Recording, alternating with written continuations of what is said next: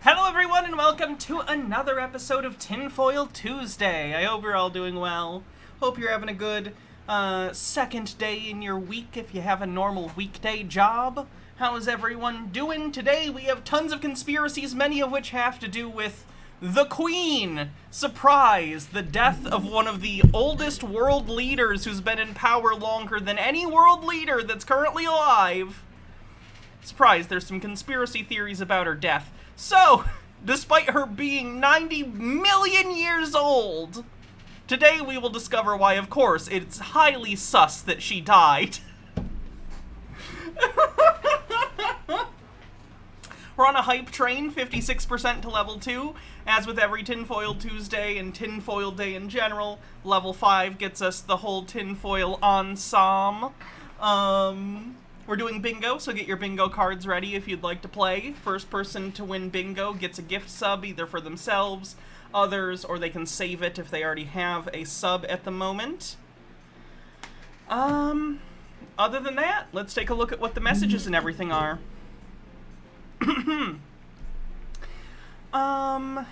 Icky Neko, thanks for 3 months, says bring on the foil. Pierre Squire, thanks for 25 months, says whoa boy, what a trip this week has been. Good to be here, though. Glad you're here, too.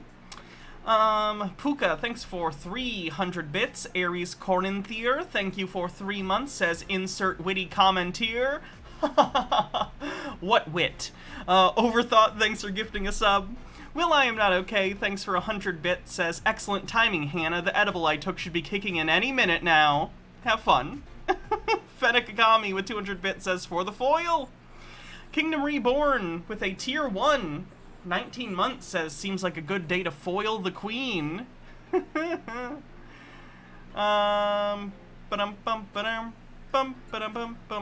screwing around with a dolphin emulator while you watch. Wish you luck. Good luck. I use it.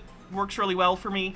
The game I've had trouble with on Dolphin is Geist for some reason. I don't know why. I don't know if that's a known issue, but whenever I try and boot up Geist, it crashes. Avant Gardener with 100 bits says just a few bits. Thank you. 89% to level 2. Side note, do you guys remember Geist? The first-person shooter where you play a ghost? Why am I booting up Geist? Because I like Geist. Fuck you. Purple Podini! Gifts 5,000 bits. Just fucking insanity. That's gonna get us over level 5, I'm almost certain. Don't tell me, I like Geist, okay? It's nostalgic, okay? I liked Geist a lot as a kid. I liked Geist. Fuck you guys. Is Dolphin for GameCube? GameCube and Wii, I think. I've only used it for GameCube, but I believe you can do Wii games with it as well. I don't know how compatible they are. Every other game I've played has worked really well, though. The Tony Hawk Underground games, Disney Skate Adventure, Mario Sunshine, Wind Waker, Batman Vengeance, Chibi Robo. They all seem to work fine. 13% to level 5. Oh, hey! Kingdom Reborn 487 gifts 5 tier 1 subs and gets us to 97% to level 5. So close. Wow. Good hype train. Good hustle, everyone. Speaking of the hustle, if you missed my 5-hour-long journey yesterday watching the terrible early 2000s reality show, The 70s House, check out the VOD. You can binge watch a whole terrible series with me. Lily Love Stuff says, Geist was the name of my deaf boxer. White boxers tend to be deaf, and my dogs are always trained in German, so we thought the name suited him.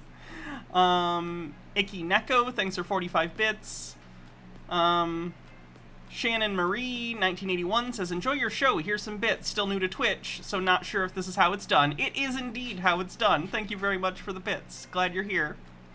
Overthought says, seems appropriate with 50 bits. 105% on the hype train with 3 minutes left. It could go higher.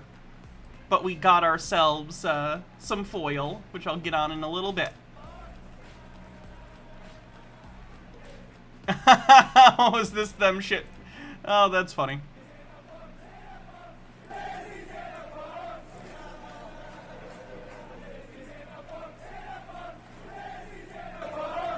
Shamrock Rovers fans were chastised online when video emerged of them celebrating the death of the Queen Elizabeth II. Who's your friend with 100 bits as I'm playing Disney Dreamlight Valley, and it's pretty good. I played it for like 10 or 15 minutes because it's on Xbox Games Pass, so I could just play it, you know, with my subscription. It looks fine. It feels like a mix between Animal Crossing and a mobile game, though. I'll try it again. I'll give it another hour or so, but so far it hasn't really sold me. It just feels like, remember this thing? Do you know this character? On the night it was reported she has died. Maybe I'm evil, but that's funny as fuck to me. Is that wrong? You're leftist, so you're not gonna think that's wrong. I can't imagine there's many monarchists in my chat. A short text bit of reporting shows how conspiracies spread from the fringe to major political party leadership campaigns. Interesting. I'll have to check it out. While we're waiting for the hype train to end, there's a minute and a half left on it, and I'll start putting on the tinfoil. Let's watch this video. which is just weird. We are the resistors. We are the resistance. You don't think Star Wars was prophesying? Disney didn't always own Star Wars. They didn't. Star Wars was produced and made by Lucasfilm.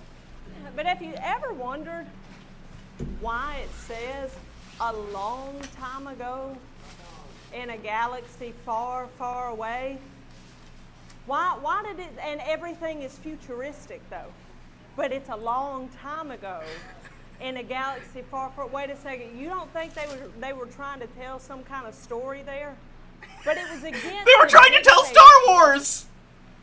Who were ruthless, they were killers, and they were bent on controlling the minds of people.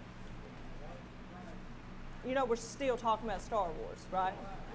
Hemming that. I stand before you today if I hadn't made it clear. If I hadn't made it clear what I stand for,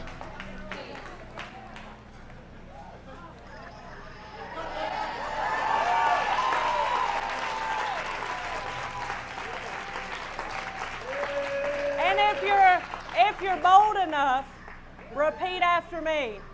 I am a part of the body of Christ. I will not stay silent.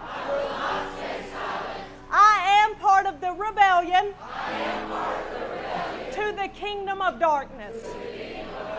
I will fight the good fight of faith. Now hear me loud and clear, devil. We are the resistance, and we will win this war. Come on, come on.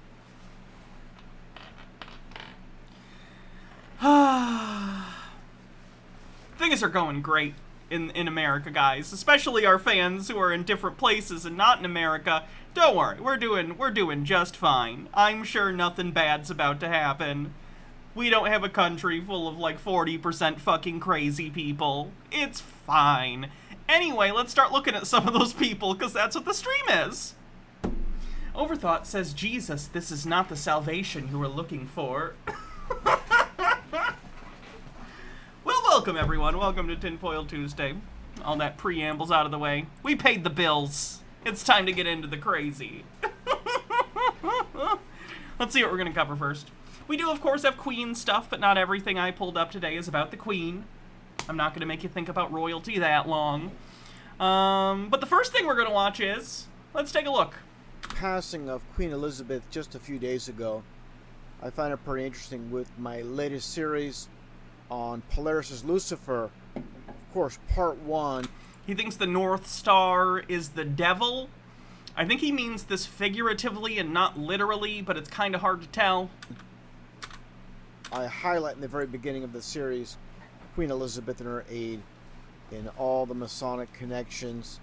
Masons on the bingo. Square in the compass, and the star Polaris itself, the red and blue for royalty or witchcraft, and again, all the symbols, signs and symbols.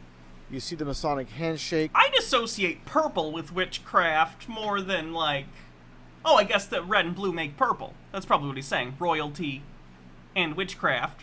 Red and blue. They're not mixed right now, though. They're wearing different clothes, but okay. Here's a little bit of a close-up. I know Lucifer isn't Satan, but to them he is. Kind of depends on who you're talking to. Fictional characters work that way. And also, like I mentioned in the video series, you have Queen Elizabeth, basically Queen 33, as you see here with Elizabeth being 33, and getting back to Polestar, or Polaris, with Polestar being 33 as well. Now let's take a listen to what former Prime Minister of the UK, Boris Johnson, says here. I was going to make a comment, because I know he's not the Prime Minister anymore. He recently got replaced with a also shitty person, from my understanding.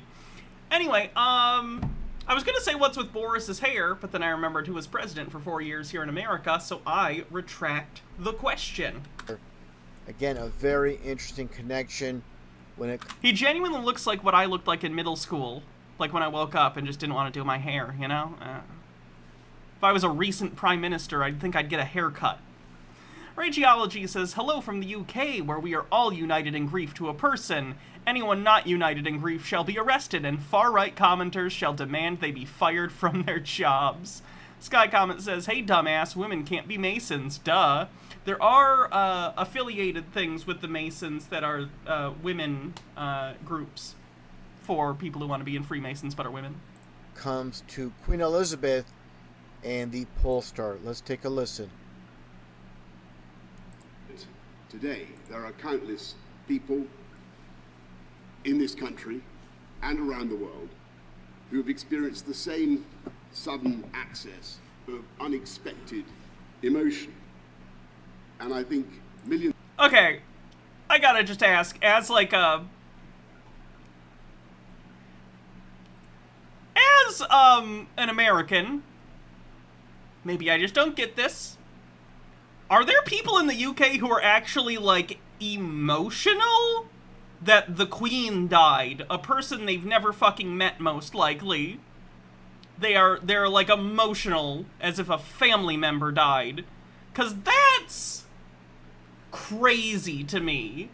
Like, there are celebrities that have died and I've been sad about. Like, the one that got me the most was Robin Williams. When Robin Williams died, I cried about it because I heard about he died because he committed suicide. And that was very sad to me, considering, you know, how much he was in so many, you know, movies and stuff when I was a kid. And I really, really loved those movies. They were an escapism for me in a really hard time in my life because I didn't have the best, like, home life necessarily. So, you know, I get it. I get getting attached to someone parasocially. But, like, I can distance myself from that and recognize that for what it is. Oh, you know, Robin Williams seemed like a good guy. Whatever. I don't understand the level of emotion that's being implied by a lot of UK people on the death of the Queen. I don't get it.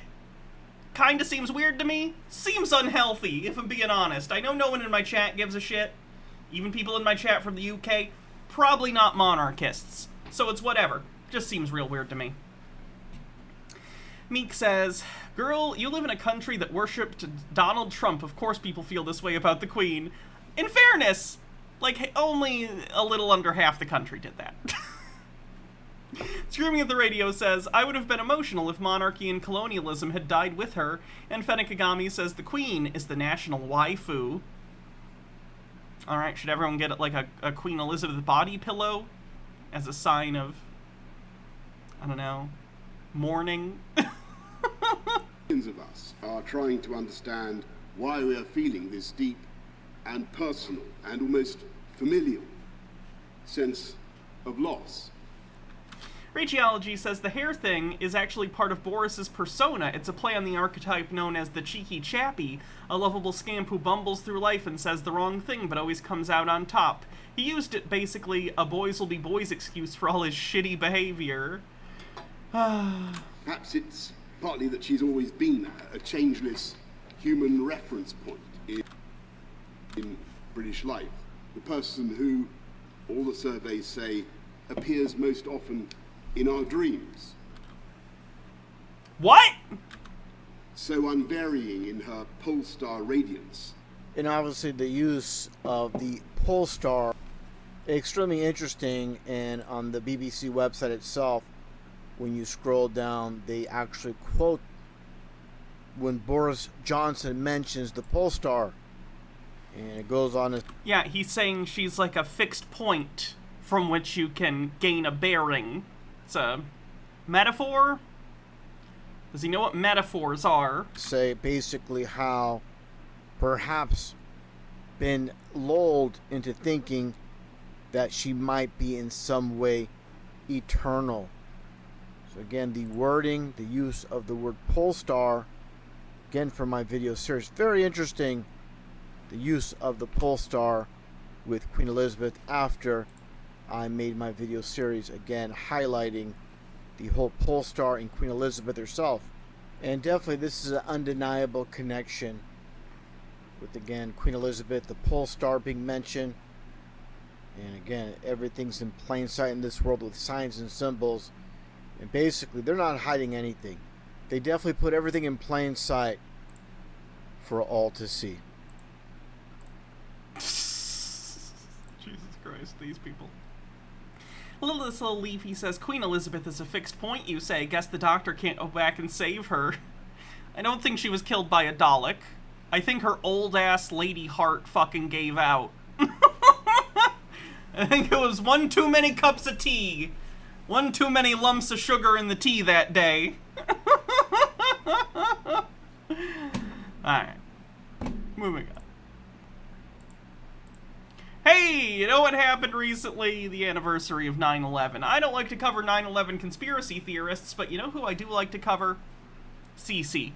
And CC made a video, I think, commenting on 9/11. So let's take a look at what the guy who thinks the Earth is flat has to say about a national tragedy from 21 years ago. This is the time for 9/11 jokes, if you have them. Good morning, good evening, good afternoon, wherever you may be. CC here, Chris, from New York, Westchester County. It's 9/11/22. 9/11. What an important date and time that changed everybody's lives. Yeah, people did die. I can take to account in that because actually I knew some people who are no longer with us. Oh god! Maybe Chris won't be a 9/11 conspiracy theorist because he had friends who died in 9/11. Probably not, though. Tucker White says, in my opinion, 9/11 jokes are just plain wrong. But they were sacrificed. You know what the fucked up thing about it? Fuck it. All the CEOs just happen to take that day off. How much time does he think CEOs spend in the office? They're CEOs, Chris. They don't have to work. Actually, one of them was getting their eyeglasses fixed.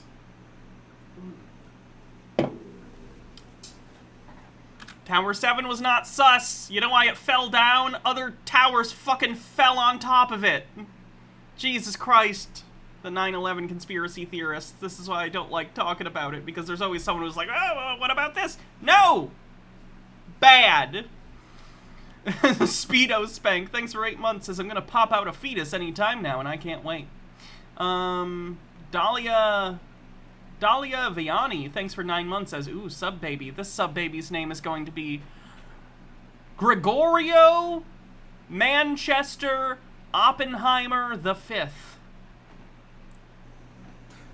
As a freebie, can we put 9/11 out of nowhere? No, because it's not out of nowhere, because this was on the anniversary of 9/11. So no. Tucker White with 50 bits. Now watch this drive. Yep, that's what happened. True. Building 7. I love Building 7. You know why? The person in chat who said Building 7, bear in mind you're agreeing with Chris, who is a flat earther, so that's the level you're on right now. Radiology said, the hair thing is actually part of the board. No, I read that one. Was there another one? Vinny Sathoff, thanks for 12 months. Oh, the bits didn't go through, that's why. Don't forget the Queen was the head of the church and did appearances for every year for opening of Parliament. She was on the coins, etc. for 70 years with a big propaganda machine behind it. She was part of the fabric of public life. It's shitty and weird, but understandable. Some people feel loss. I don't get it, but okay. Radiology, thanks for... Oh, you didn't have to. I get it. Thanks. Because there was a reporter from, I believe it was Australia. Apparently, she was reporting on something that didn't happen, so she must be a magician. She can tell the future. So 20 minutes before this building even falls down, she was reporting at and saying that it already did. I mean, every news outlet on the planet at the time was reporting on it. It's not surprising that someone made a gaffe about it and said something that hadn't happened yet, but is still within the realm of possibility. because it did happen, and they got it wrong, and then they happened to be right 20 minutes later. Like, that's not crazy. Statistically, that makes sense. Okie Dad says, how can he possibly understand the Australian? Don't they speak upside down? No, because we're all on a flat plane, according to CC. That's all. That's it. That's all I can say about 9/11. I don't want to talk about it. I don't want to discuss it. It's just another day. More bullshit, more lies we all have to put up with. Scientists. You know what I love about scientists? The stylish coats. PhD graduates. It's because they tell you exactly what they want to, and you believe it. Yeah, that's, no, as someone who's, engaged to a PhD candidate who's, like, less than a year away from getting her doctorate, getting her PhD, no, that's not how it works. It's a really rigorous process, like, studies and how they're done and published, and she's explained it to me, and it's fucking crazy, and I don't know how anyone deals with it. It's a pain in the ass. That's not how it works, Chris. Overthought says, you said get your jokes in, we'll never forget. No, I'm not playing Femboy 9/11 again right now. Femboy 9/11 is funny, but it's not the time. Let me give you an example. What happens if I told you, and we had no idea what was inside of an egg, but I told you what was inside of that egg? He's gonna probably make the comparison to the Earth and how we've only gone X amount down, like 17 miles, but we understand what the core of the Earth is made of. Chris, that's because we have devices that let us send signals into the Earth and then get a signal back, and based on the difference between the signal on the way out and on the way in, they can make inferences based on how they know materials react to said frequencies. We have literal entire fields of study about this. What? I love the way you pronounce inferences. What did I say? Inferences. Inferences? And we didn't even scratch the surface at all. But yet I produced pictures of that egg. I came up here to say hi to you, but then I got distracted by our cat. I get it. The cats are better than me, so. Interior of that egg. If you had actually done studies on this that had been peer-reviewed that showed your findings to be correct, that would be fine, Chris. But I don't think you have a degree in egg studies. What would you say? Because I've got a white coat on and clipboard. This isn't a Milgram experiment issue, Chris. What? Did he do another egg experiment? He's comparing the Earth to an egg. It's a whole thing. But again? Yeah. Hi. Helen. Your gloves are no longer tinfoily. Yeah. I'm telling you what's inside On your nose. of that egg. But yet I haven't even scratched the surface. I haven't even broken through the shell. But yet the PhD knows. Chris, you know we know what's inside of eggs generally, right? I'm just saying, and you could probably do experiments to find out, so. Lily Love Stuff says, Snipe becomes stream boss, I'm guessing. Little Leafy says, the Earth is an egg. Can't wait for it to get on HRT. The Earth won't be so flat then, Chris. But like, it's so easy. We've been it's called candling eggs forever because you need to. You can, like, when you put the flame behind them and you look at them. Yeah, Yeah. or a flashlight now in the Yeah. modern era. Mm-hmm. Like, that's how they used to tell, is this egg fertilized or is it okay to be like... Wait, you're telling me that there are tests you can do other than direct observation, but you can use tools to expand your observation capabilities and therefore can see things and observe things that you otherwise couldn't? Oh my god. Speedo Spank, thanks for 100 bits. Tucker White says, no tinfoil gloves, you're slipping, Hannah. I mean, they're the same gloves, they've just gotten duller as they've worn out. It's about Halloween again. I got these last year at the Halloween store. I'll get them again this year, or on Amazon if I need to. You got these ones at the Halloween store. I bought you these ones. Oh, yeah, you did. That was when you first started streaming. Yeah. That was the So. part of the Christmas present, I think. Yes. Mike Max says, speaking of Femboy 911, here's the series he comes from. Will do. If I die, make me the strongest... I don't get it. The strongest fate servant. I don't understand what that means. Yeah, I don't get it. Was there anything else? Few Noel Buki, thanks for 8 months. Oh, and MH Dark Beast, thanks for 28 months. Below that shell we say. And here we are, given pictures of fake planets with the interior. They're not... Chris, they're not fake. And layers and layers and Will you layers. tell Cult all the way down. Comics that I didn't show Dad the drawing? I forgot. Oh. I'm sure a cult heard you. Under the fucking Hopefully. core. I just feel like whenever I'm back here, they can't. Okay. And we also have other pictures of Mars. Apparently. Yeah, we've literally sent multiple rovers to Mars. So is China. China sent one now, too. Apparently these PhDs even know what the interior of Mars is. I would imagine they have a pretty good idea based on the observations they've made. Sure. I imagine if they could be on Mars and do experiments themselves and be safe, they'd probably have better understandings. But yeah, scientists make predictions based on tests that they do and whether or not their hypotheses are falsified or not. Stone Corbell says, in the novel game anime series Fate by Starry Night, figures from through history and mythology are made servants and summoned by people to fight in a secret war for the Holy Grail. That's what that was referring to. Yeah, I have no idea.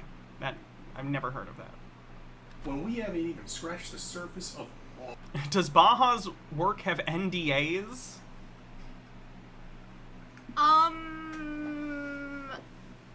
Not like formal NDAs, but like common sense. We have common sense, basically. Because I work for a university, it's pretty much like what we do is kind of public. Like you can, if you knew what lab I worked in, which I'm not gonna say, you can go and look up our grants, and because they're on the government funding website that we get funding from, and you could pretty much, you can also look at like the forms that we have to fill out to do animal work and animal handling, but I also don't want to explicitly say exactly what I'm doing because I don't want someone to scoop me, which is what happens when someone basically publishes what you're about to publish before you can publish it. So we talk amongst ourselves in our lab about our experiments. We talk with like other people in the university about our experiments. There are some things that we don't talk with like colleagues from other universities about because there are people that are in labs, well, like 2 other labs that are doing vaguely similar things, and we don't want them to know we're about to publish this thing because they could very well also be about to publish this thing, and yeah. Or, well, we don't live on a planet. If you're a flat earther, you know this. But the Flat Earth and the bingo card. trained rats that are out there still think they live on a spinning wet ball. But we haven't gone down more than 8.5 miles. And every time, when they were doing this 30 years ago, and it took them about 30 years to do it, they were wrong every time going down. They said, oh, this might be filled with rocks, this might be filled with... I think he's just bullshitting now. Because he's never brought up this point before. I think he's doing the thing where he just says something and hopes it's true. What did he say? He's like, and when they were digging that hole, the 8-mile hole, they didn't even see what they thought they were going to see. It was completely wrong from their models. Yeah, I'm turning up the video. MH Darkbeast says, howdy, Hannah. Did you and Baja praise the holy cheese today? But I am in love, Hannah, and Baja. If only they screamed when you hugged them. What is this? Oh, The goats from Love and Thunder. That's funny. We watched that for the first time the other day. It was okay. It was alright.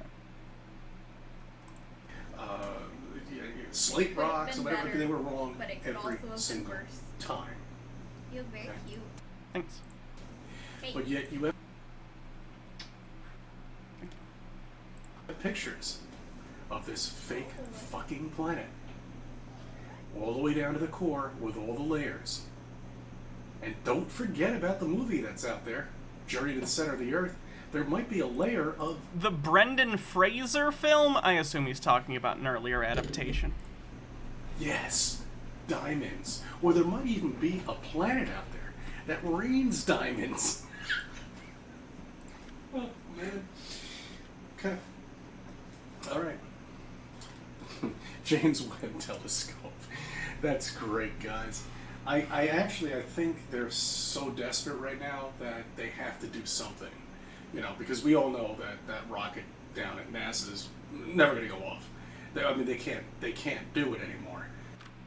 Yes, they can, Chris. Does he not understand? He's talking about right now the Artemis rocket that's set for testing, but they had to scrub a couple times because of some technical issues. And I think it's scheduled to go up in October now. I'm not exactly sure. So Google it if you want to know for sure. It's interesting, and I'm excited for the launch. Launches get scrubbed for technical reasons. They get scrubbed for weather reasons. That happens, and it's weird to me that they keep pushing this point. Oh, it's going to get scrubbed and scrubbed forever because they can't do it. They're going to do it. They're going to do it. Rockets go up all the fucking time. This is a new rocket, so it makes sense that it's going through rigorous testing. But we have the capability of rocketry, Chris. We've had the capability to build rockets since the 40s. We're fine. I mean, September 27th, cool. And I'm sure once that happens, he's gonna bitch about it and be like, it was fake.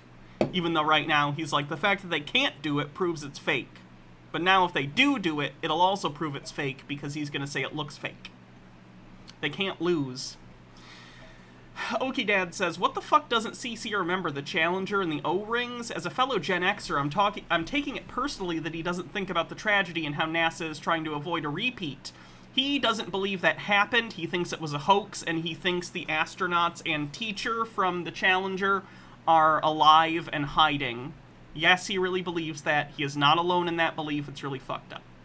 Excessive Observer, thanks for 28 months. And Bookworm 12K with 100 bits says, if you're looking for a fun conspiracy apocalypse film, Moonfall was ridiculous but very watchable, based around the moon being fake. Isn't that isn't that a Roland Emmerich film? I don't really like Roland Emmerich. there's millions of us now that are flat earthers. Millions. No.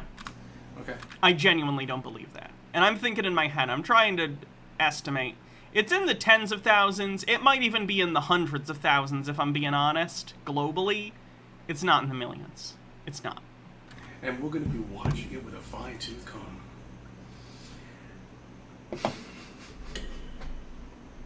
So, anyway, look, they're never going to be able to launch that thing off. They're not going anywhere. They never will go anywhere. Ever. Alright, that was their last fame. Where nobody was watching TV because it wasn't on TV. It was on the radio. Yes, we went to the moon. I heard it on the radio. He knows people watched the moon landing on TV, right? The footage is very famous. It was 1969, not 1935. People had televisions in 1969, Chris. What the fuck? It was almost the 70s. Stone Corbell says, watching you with a fine-tooth comb is my favorite new malapropism.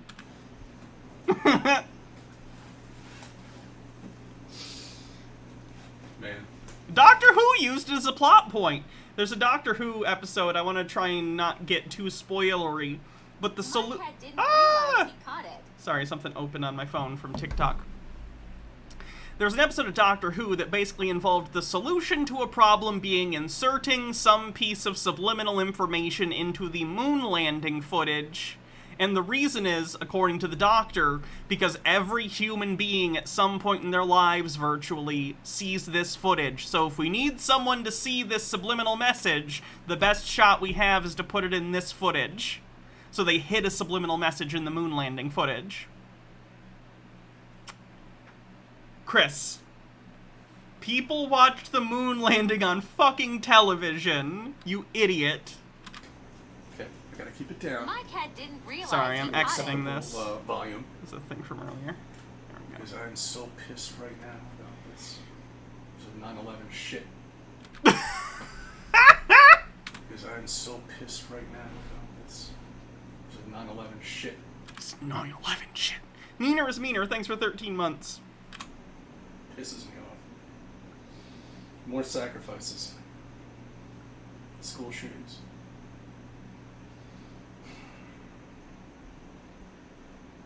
See, we can't talk about this on YouTube. Then leave YouTube, Chris. Go to Rumble or BitChute. Google. I would love to see some videos and get to review some uncensored Chris videos, but he just doesn't want to do it. He just doesn't want to do it. He's too scared. But we all know what we feel. And if you've been doing this as many years as I have, then you understand me. I don't know if he thinks 9/11 was fake, but I think he thinks the government did it. Like the, you know, whoever he thinks is in charge. You understand the frustration that we all have.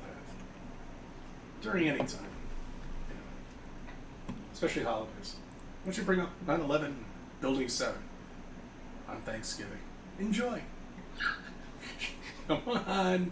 All right, I know we're rolling up to the silly season. Does Chris get invited to family things anymore? It seems like he's not just like the uncle you don't want to talk to. He's just a person that's like nuclear radioactive that you don't want to go within 10 feet of, otherwise he'll suck you into a toxic conversation about fucking flat earth or whatever. That's right. Silly season's coming up.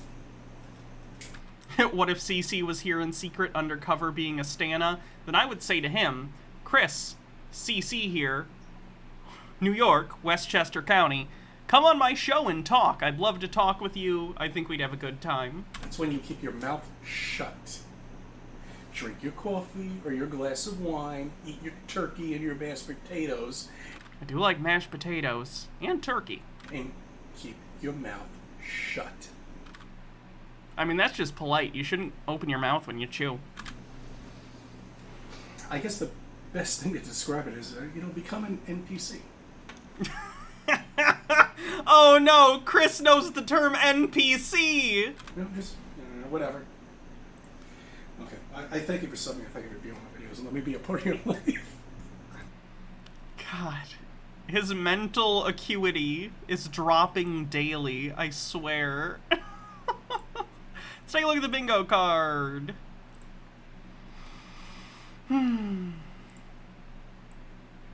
Illuminati Freemasons.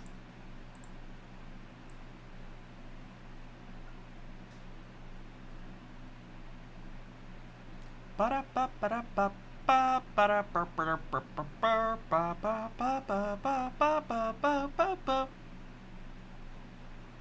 White says, now that I think about it, has anyone ever seen Cece and Hannah in the same room? There's a link. What does this do? Oh, that was loud as fuck. Why does everyone send me the loudest fucking audio clips? No one ever sends me just normal fucking volume. It's all things that blow out my goddamn ears. Holy shit. Alright, what else we got?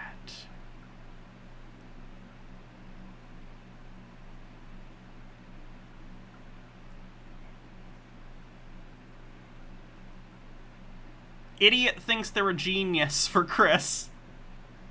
Specifically because he was talking about, like, being smarter than everyone at Thanksgiving dinner. Numerology used as evidence. Yeah, there was a 33 in there. Where is numerology?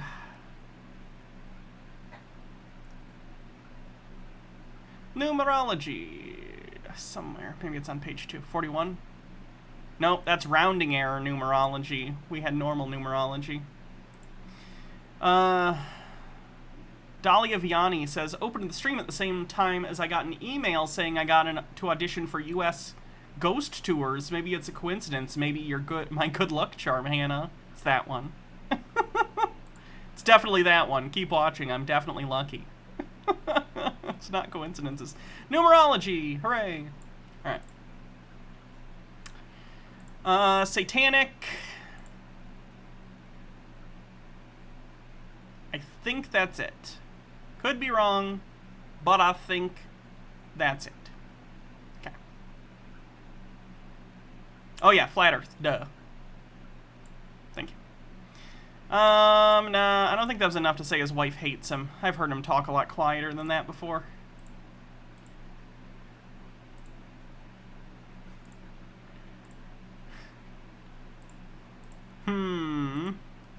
God, we have some good ones this episode. I'm trying to decide what I want to do next.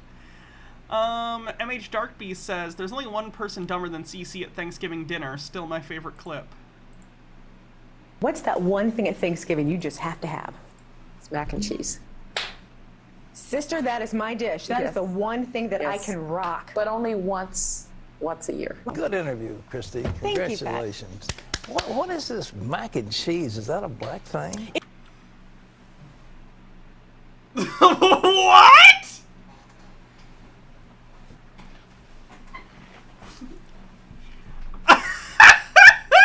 It is a black thing, Pat. It is a black. Listen, and you guys, other people, the world needs to get on board with macaroni and cheese.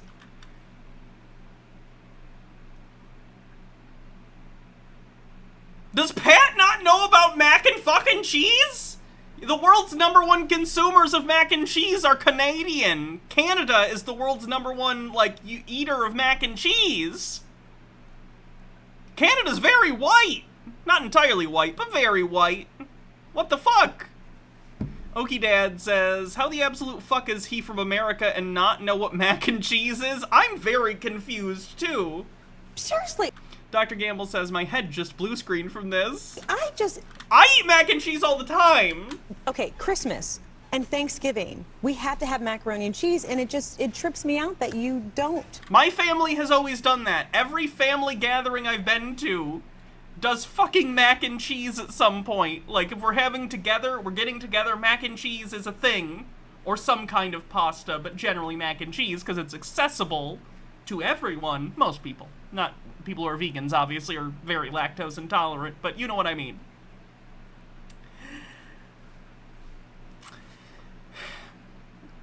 Like, literally, a little while back, I went to an engagement party for a couple that they're Indian. They have a big Indian family, and the food was delicious. They had tons of food that was all sorts of different Indian-like cuisine. It was very good.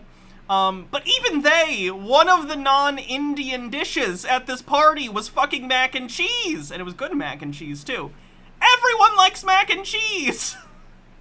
They had a chocolate fountain too. It was good. Anyway, Mr. Whisker says, wasn't the selling buckets of survival mac and cheese at one point? No, he's a different guy from the buckets of mac and cheese guy, and it wasn't buckets of mac and cheese, it was buckets of cheesy rice with broccoli. Sacramento Wise says, is this mac and cheese? No, this is Patrick. I really don't. I don't, and I have never. What in the fuck? I can't. That's just weird. That's a weird. Maybe he is a reptilian. Honestly. Who doesn't know what mac and cheese is? Jesus. Speaking of cheese. I have a question. Guys, we finally have a queso-spiracy. I've been waiting for this for years! Yes, this is gonna count for cheese on the bingo card, because how often do we get a goddamn cheese-based conspiracy theory? I have a question. Does it bother anyone else when you see someone cooking an entire brick of cheese into something on TikTok? Would you actually do that? No. Yes. Cheese. It depends. Okay, so what he's talking about, I think, are those, like, videos on TikTok that are clearly bait videos. If anyone has spent any time on TikTok or any place that reposts TikToks, I'm sure you've seen the obnoxious videos that are like cooking videos, but the thing they make is the stupidest thing ever, doesn't make sense, doesn't like make sense to eat it, it's a waste of food, whatever. I assume that's what he's talking about. He thinks that this is a conspiracy to fatten people up, which, by the way, they don't need to. America already has a really high obesity rate. Secondly, the videos are bait. They're not necessarily supposed to be something you actually make. They're just videos to get clicks, whether out of interest or rage or annoyance or sending them to people and be like, look how stupid this is. That's the point. That's why it's viral. Okie Dad says, how often do we have cheese-based conspiracies, you ask? The answer is not damn near often enough. Cheese, okay, is made from milk that comes from a very large animal, a cow. That milk... I mean, some milk comes from cows. You can use goat milk and other things.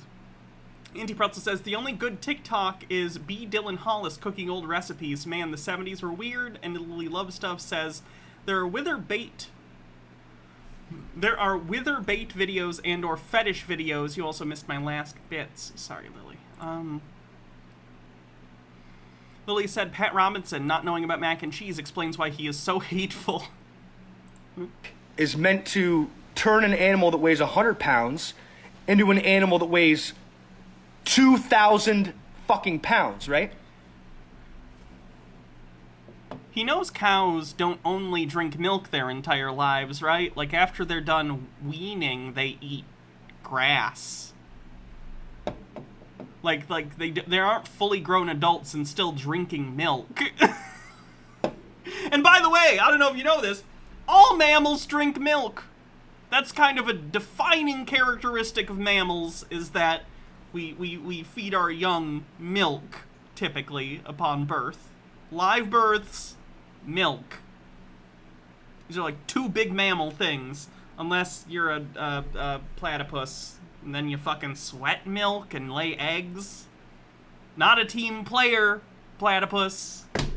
You're hanging on a string on team mammal. You're not supposed to consume an entire brick of it. You don't feed it to your... This is America, okay? If I want to eat a brick of cheese and then not shit for 3 weeks and go to the emergency room, that's my right. Fucking family. They still secrete from mammary glands? Oh, okay. I fear that people watch these videos and then think, oh, that must be okay. I don't know if they work for the dairy corporations, where people get this idea that it's okay to cook an entire brick of fucking cheese into anything. Yeah? Does anyone agree with me? This fucking guy. Who's your friend says there are some snakes that give live birth. Nature is crazy. Yeah. We taxonomically try to put boxes around things, but nature is gradients and gray. I am aware.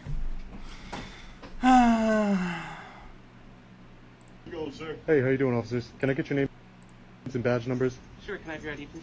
No. I can't stand these fucking guys. Oh, is he actually anti? Okay, let's see. You make a big fucking scene. By the end of it, there's 6 cops there, right? Including the sergeant.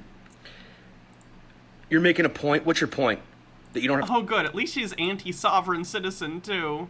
That's good. This is something that I find comical, okay? Overthought says, I thought about his ideas for a brief moment, then I thought, shut her off if I don't. He seems like a bit of a Monterey jackass, not a good idea to listen to him.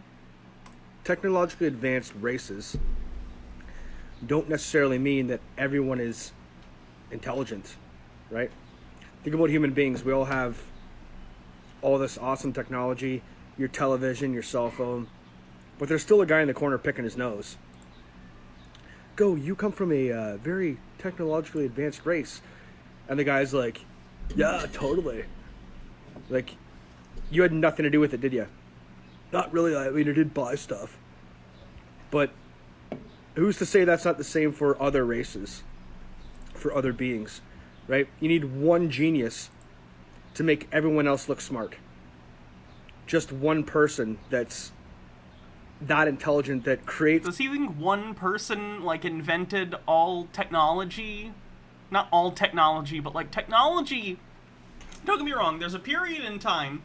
Jamie the Bunny, thank you for gifting a sub.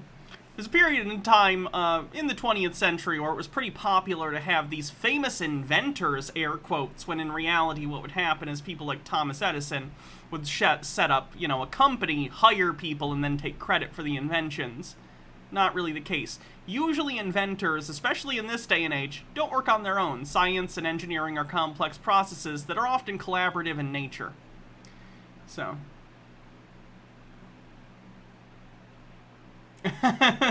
Gifted a subscript to CC here, Chris in New York.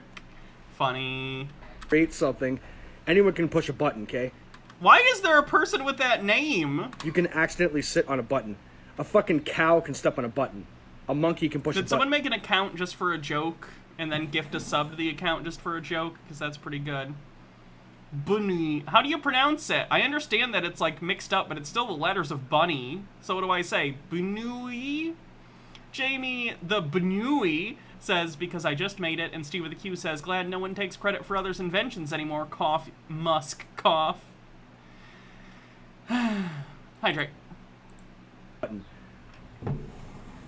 It doesn't mean that everyone from that race is smart. It just means that one of them was. Not one, a lot. Technology isn't an individual endeavor, and very rarely has been. So. Even if someone does invent something, usually someone comes along and learns about it and then improves upon it. It's kind of how human society functions. Collaboration. Alright. We did the queso thing, let's move on. MH Darkbeast says, you see who got so butthurt over the you made it political meme that you claim you're taking it back? Yeah, I saw Jeremy... tried to take it fucking back. Like, Jeremy, the meme just says you're racist. How are you gonna take it back? You're just, yeah, you're racist. You are. Like, fucking own up to it? Alright. What's next? Well. Owen Benjamin. I hate this guy. Owen went to the moon. It's the same thing with, like, Kherson and Ukraine and the Donbass and Russia and stuff. Like, he's in Ukraine. He's like, the shit you people are saying about Ukraine is not true. I'll debate any of you on it. I'm the same way with the moon landing. Was he talking about Coach Red Pill? How is Coach Red Pill, by the way? Is he still in Ukraine? I know he got arrested and was under house arrest for some period for spreading, you know, Russian propaganda. He might not have looked into it. I have. No one went to the moon. People have been to the moon, actually. More than once. And so, it doesn't make me an idiot. It makes me smart. And, you know, if anybody ever wants to debate me on that, like I did, Harrison Smith on InfoWars was the only person to ever publicly debate me on it, because he was like, no, we definitely went to the moon. Most people won't debate you because they know they'll lose. Well, I don't think that's necessarily untrue. I don't think most people are cut out for debate. Whether we're talking about like a formal debate or a less formal conversational debate. Most people, in my experience, as someone who talks a lot and is moderately competent at forming coherent arguments and debunking others, most people are not capable of doing that off the cuff if they don't have any sort of experience having these kind of discussions. I think a lot of it involves borderline, I'm gonna call it weaponized narcissism. Just because I think you gotta be at least a little bit narcissistic to sit here on stream or anyone and assume that your thoughts are worthy enough of people to listen to that you actually express them and expect people to come listen. So generally, I think most people just live in their lives, probably don't want to go and talk shit about this kind of stuff and actually debate. It's not saying that you're right just because someone don't debate you, it's just that a lot of people don't like to debate. I don't even like to debate, and I can debate, I just don't really like it. Annie Kai, thanks for 16 months. That's not to say I never do it. I just, you know, it's not my first choice.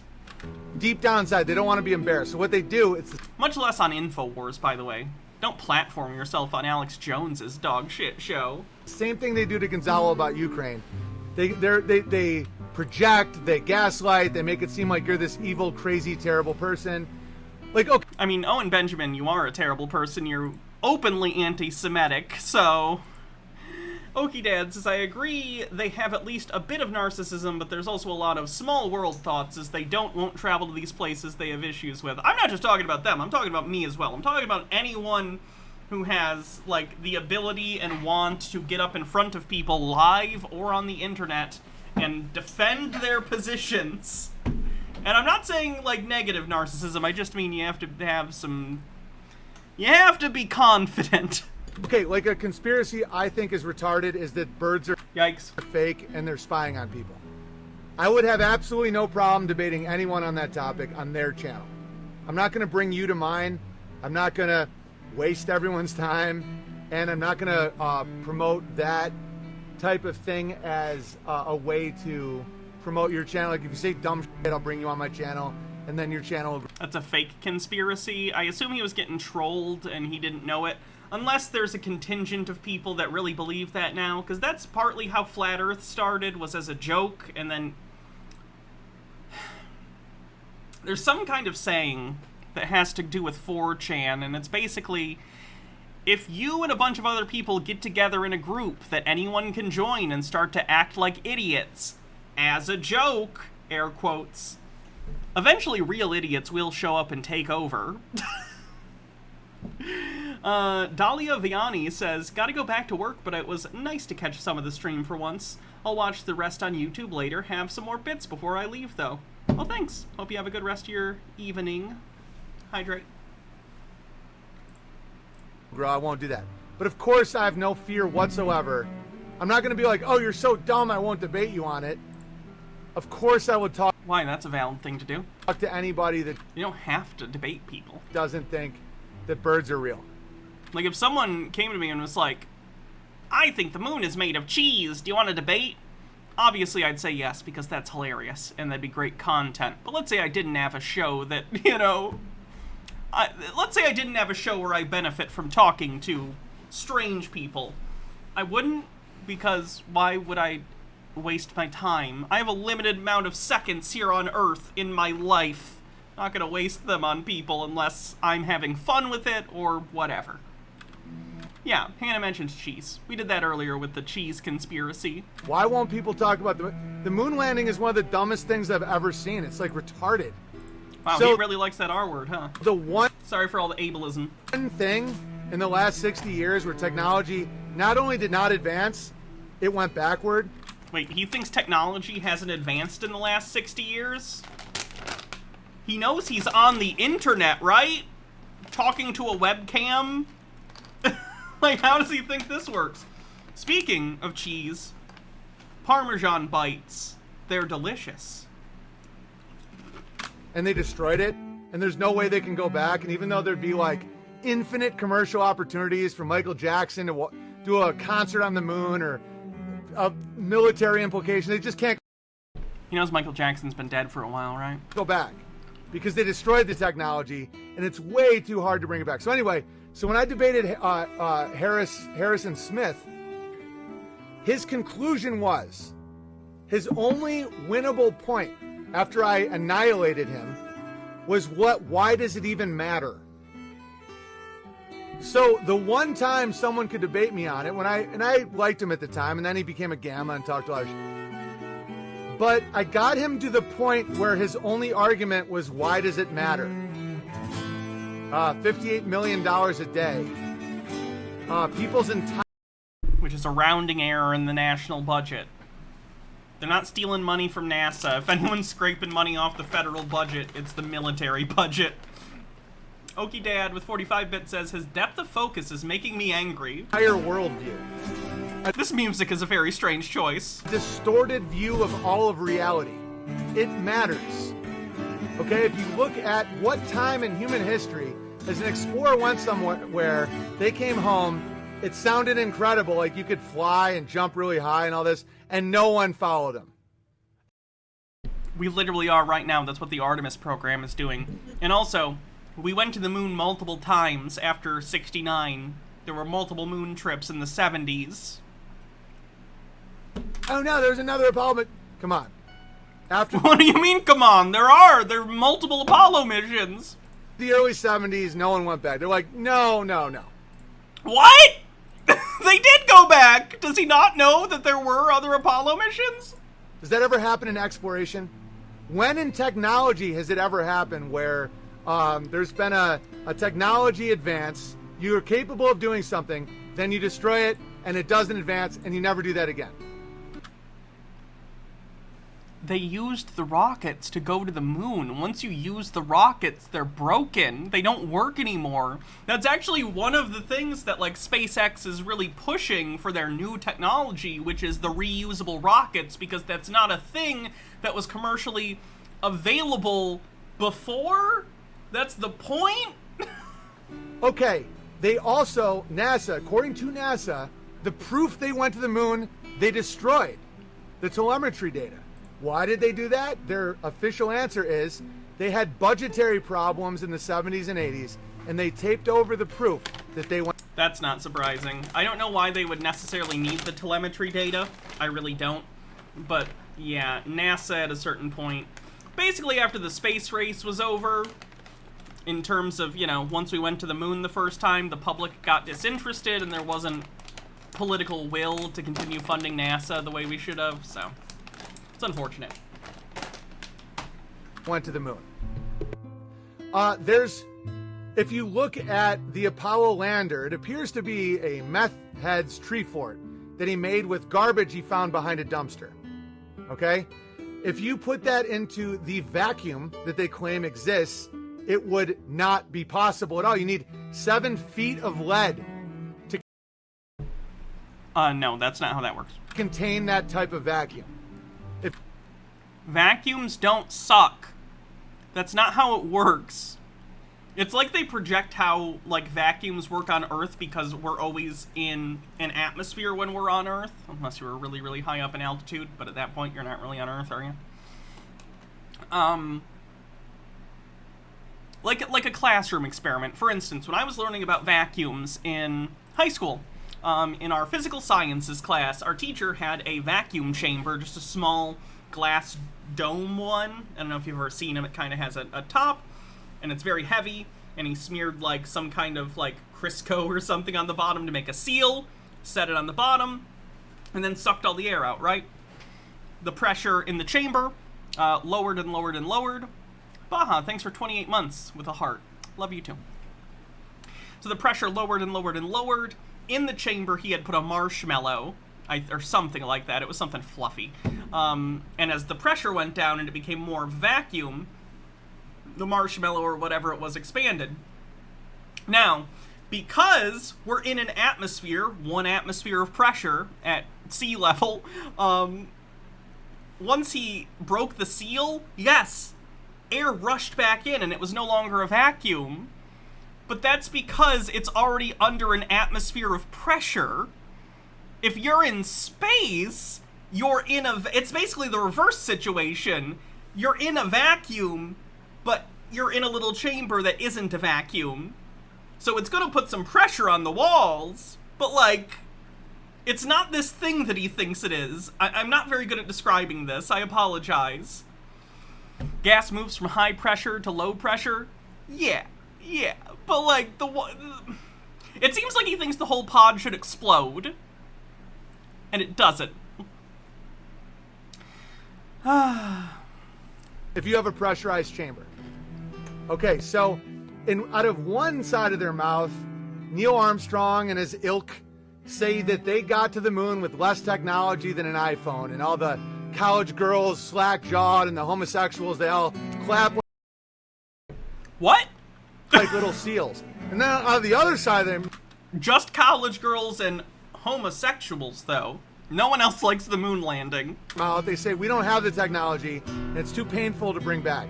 They'll show you their suits, their hand-stitched suits. Like, it's all retarded. How did they do it? Okay, Gonzalo Lira might know about photography. I know about television broadcasting. I know about liars. How do you broadcast live from the moon with no batteries?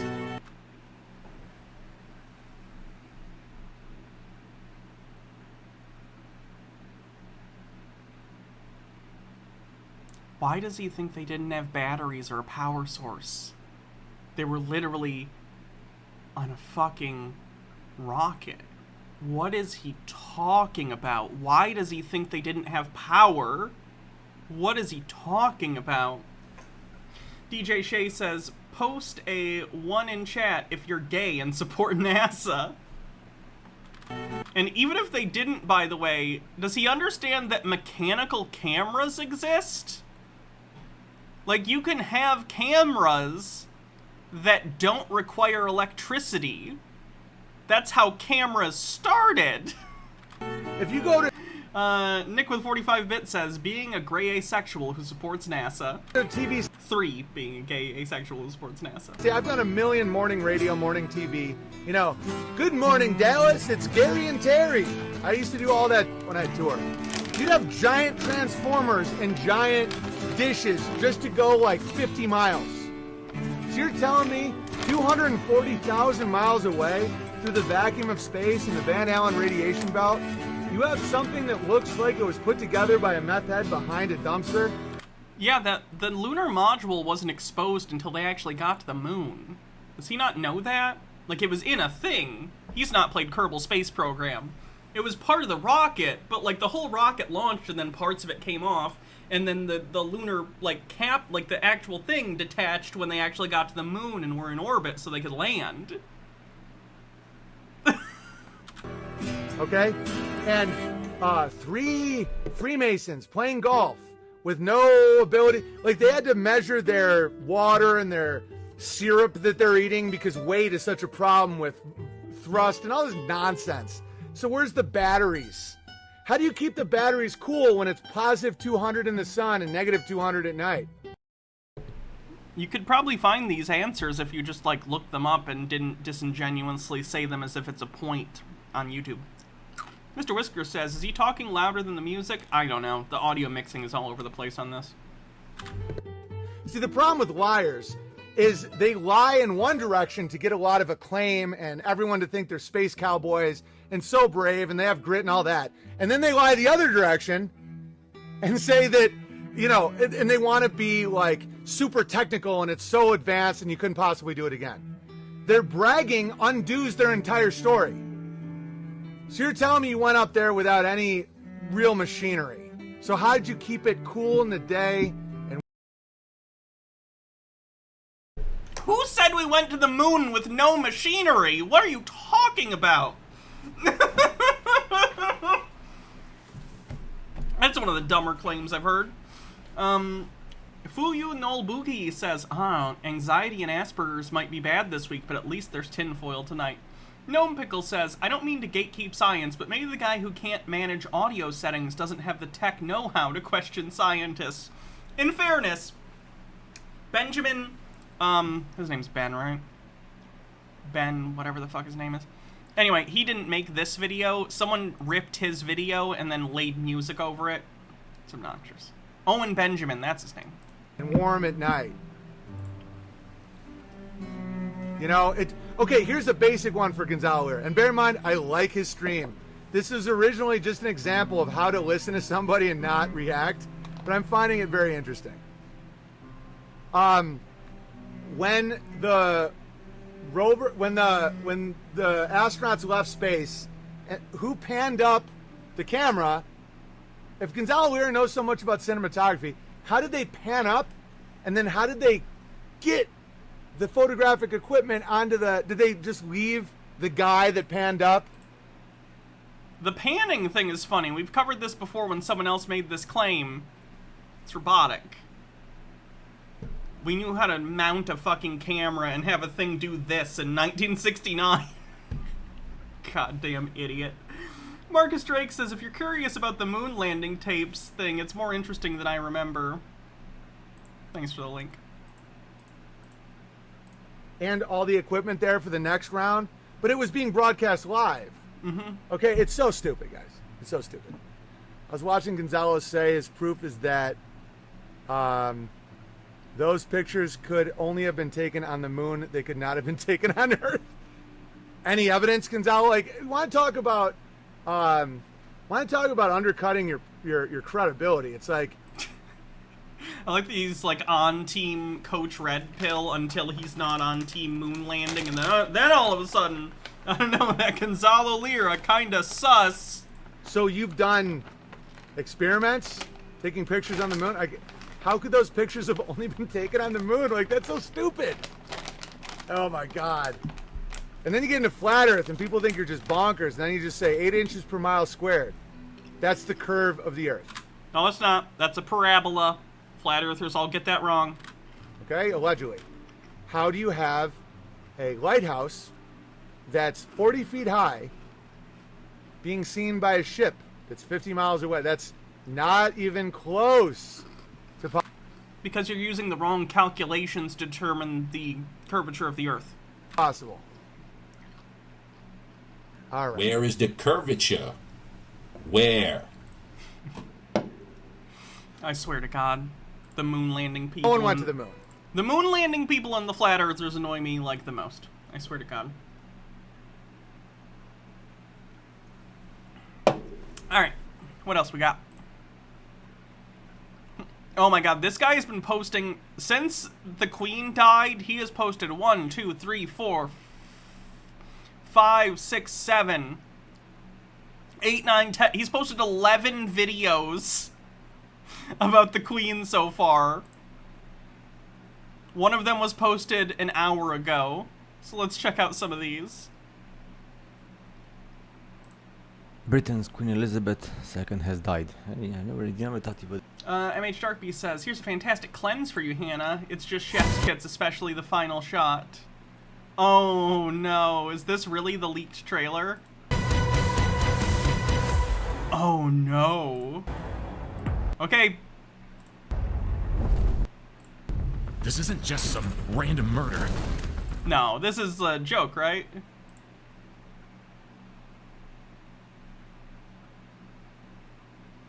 Okay. No, it's a satire. What a shame. It's an extermination. Dozens of witnesses all over Gotham. No discernible pattern I can see. When the streets burn with the corpses of our favorite heroes. Who can save us? Hello, Gotham. Batgirl here. Firefly must be stopped. But I can't do it alone. I don't exist. I'm not even here. Get it together, man. We're all that's left. And right here, right now, the universe needs you. Everybody's got a mask on. I got one, you got one. Every now and then, it slips a little bit. There's good and there's evil. And evil must be punished. $90 million up in flames! The police have got it wrong.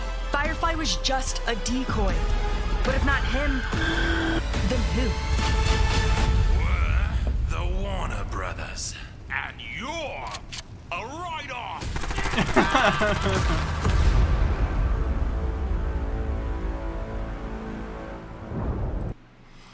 I wish they would release that. I just want to see Brendan Fraser. DJ Shea says, fuck the Queen and fuck the King. This is a joke, as it is a crime to say such things in the UK. Fuyu Nolbuki says, I'm the US, fuck the Queen and fuck the King, no repercussions. Alright, let's watch this guy's Queen Elizabeth video. Britain's Queen Elizabeth II has died. I never thought you would actually expect to see this day. 96 years old, as far as I can see. She was Queen of the United Kingdom from 6th of February 1952 to the 8th of September yesterday. 70 years of reign.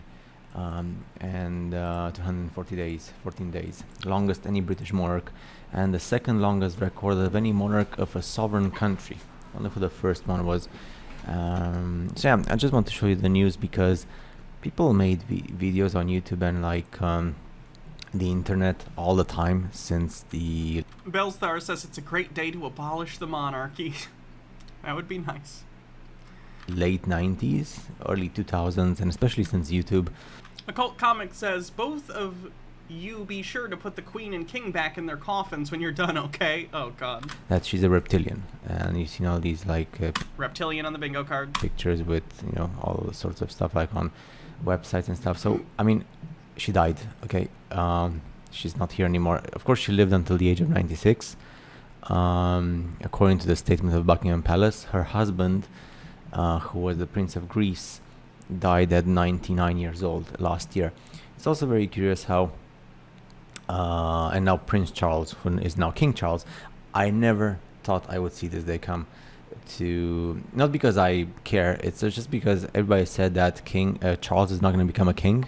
Like this was like the so to they have his coronation set. I don't know exactly when it's going to happen. say like the goat. Nor do I give a shit. Isn't this man in his 70s? I feel like they should just skip a generation and be like, yeah, we're going to do this again in like 5 years anyway if we crown this guy right now. To say stuff and news for like the last 30 years. You know, when the queen is gonna die, her son Charles is not gonna be the king, and he's the king right now, even though he's 73. So he's probably gonna be king for maximum 10 years, if I mean, if he lives as long.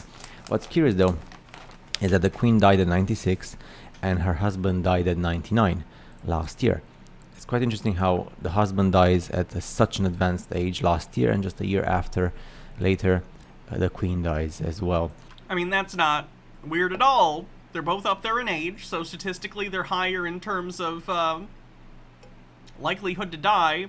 Secondly, it's like a known thing that if you're with someone for a really long time, regardless of your feelings on the queen and her dead husband, well, they're both dead, it's like a known thing that if you're partners with someone for a really long time and one of you pass away, there's a higher likelihood the other's not too far behind. People get really, really sad and stuff about... I don't even want to talk about it. It's depressing. But yeah, just one of those... This is where the concept of dying of a broken heart comes from. Like, there are studies that show it's true. If you are a partner with someone and love them and they're part of your life, it can fuck you up. Lily Love Stuff says, I wish they would stop referring to King Tampon as Charles. It's so rude. Those things that... Cult to look into for later? Thank you.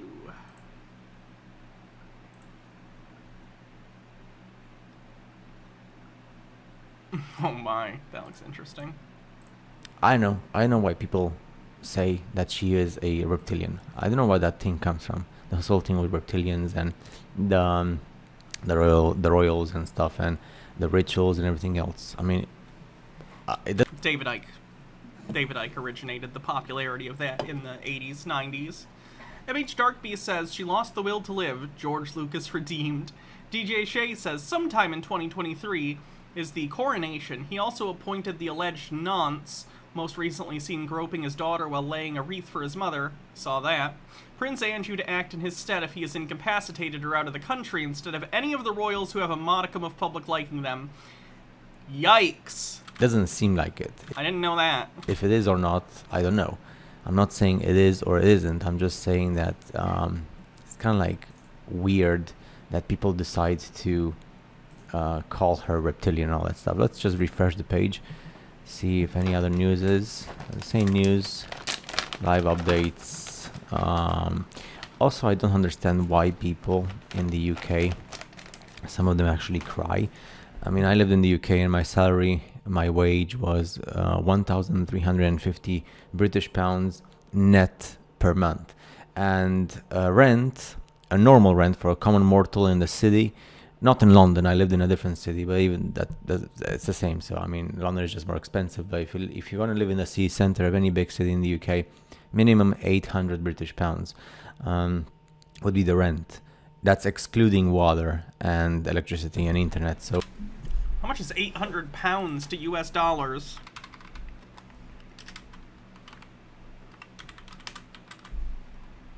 $919 US. That's actually not that much. That's not that much money. 800 pounds for a place to live in a city? That's very good? Am I missing something? So you Is he just wrong on the number? Me from 1,350 British pounds, how am I supposed to live? So where's like the whole thing about I care about the royal family when the royal family doesn't even care about the subjects? I mean, the people, the common mortals. I mean, I would agree with that.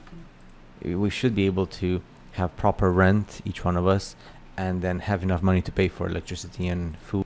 The pound has dropped a lot recently. It's more commonly $1.5. Even so, I still think that's cheaper than my rent where I live now. In America. Food and in Michigan. water and everything else and internet, and still be left with at least 200 or 300 British pounds, if not more, to save for savings. But not the case. I mean, the amount of poverty in the UK and in England, as you know, the UK is made from England, Wales, Scotland and Northern Ireland. Even though Northern Ireland people, they have both two passports. They have a British passport and Republic of Ireland passport, so they're European as well. Only the Northern Irish. So yeah. Radiology says, you're missing the fact that you live in a dystopian hell country. It's a low bar you're judging other countries by. That's true. Yeah, two things that stay with me. At least people in the UK don't have to pay for healthcare on top of it. Why do people make I'm not going to play a game of whose country has it worse. That's not my intent. articles We both have fucking problems with our countries that we need to deal with. and stuff about reptilians and reptilian queen, all that stuff, and the royal family? I know the royal family is I mean, if you dig deep, you find lots of stuff. But is it true, or is it just partially true? And second, why the heck do people actually care about the royal families when our lives in everyday life, like everyday life on the street and everyday life going to work? You look like you have a house. This guy's talking about a studio apartment. That's fair. That's true. Hekation, thanks for 19 months. Appreciate it. It's so difficult to live at the end of the month and to be able to save something and not get depressed because you work for 1,350 British pounds a month, and that's working in an office. Okay, I'm not even saying about working in some kind of like bad place where you don't get paid and you have to work in the rain and wind and with bad condition. No, in an office with air conditioning and with your computer, 1,350, as they say, a month. He says that like he'd make less money in construction. I think construction workers make actually pretty decent money in the US, depending on who you're working for. So how about if... Probably depends on if you're union or not, though. The new King Charles makes the life for the British subjects better. Because, you know, people think, oh, you only live bad in countries in Africa and South America and Asia. Well, think again. The poverty in the UK is... And not just poverty. Poverty is one thing. But the amount of people who live on a minimum and barely make it at the end of the month is just hilarious. So... I don't know if I'd call it hilarious, but okay. MH Darkbeast says, the royal family isn't reptilians, they're werewolves. Doctor Who said so. Oh my god, he just posted a video that says the queen was kind of hot. What the fuck? Is he what? He's, like I said, he's posted like 11 videos about her in the past 2 days. And is he slowly getting to like, oh my god. Okay. This is the Queen and Prince Philip as newlyweds when they got married, just after they got married. And this is the Queen when she was, well, this is 1939, I think she was 13 years old, riding. This is when she was 15 years old in 1942. This is when she was in the Girl Guides, which is just like the Girl Scouts in the USA. They're called Girl Guides, and this was in 1943. And here she is as a truck mechanic and driver for the accidentally based on the bingo card for him complaining about the monarchy. Auxiliary Territorial Service, which was a women's branch of the British Army in 1945 at the end of the war. Also in 1945 at the end of the war, she became a junior commander in this women army branch. That's her in 1945. She was born in 1926, so 19 years of age. And then in 1946, at 20 years of age, she graduated from London University in music. So she had a bachelor's degree. Is this guy just slowly getting a crush on her as time goes on? MH Sharkbee says, Jesus wept. Who does he think she is with all these videos? Who does he think he is with all these videos? Brie Larson? DJ Shay says, Abigail Thorne explained this already. I want to the queen. I want to the queen. I don't know Abigail's position on this, but I wouldn't like if people and I'm not saying you did anything wrong. I don't know Abigail's position on this. As another trans lady, oh, she said it's fine. Okay then, fine. Just making sure. Because I know I wouldn't want people, like, using clips and stuff of me. I get that they're there. I'm not saying people can't go watch my old stuff, but I wouldn't want people bringing it back up constantly. My pre-transition stuff.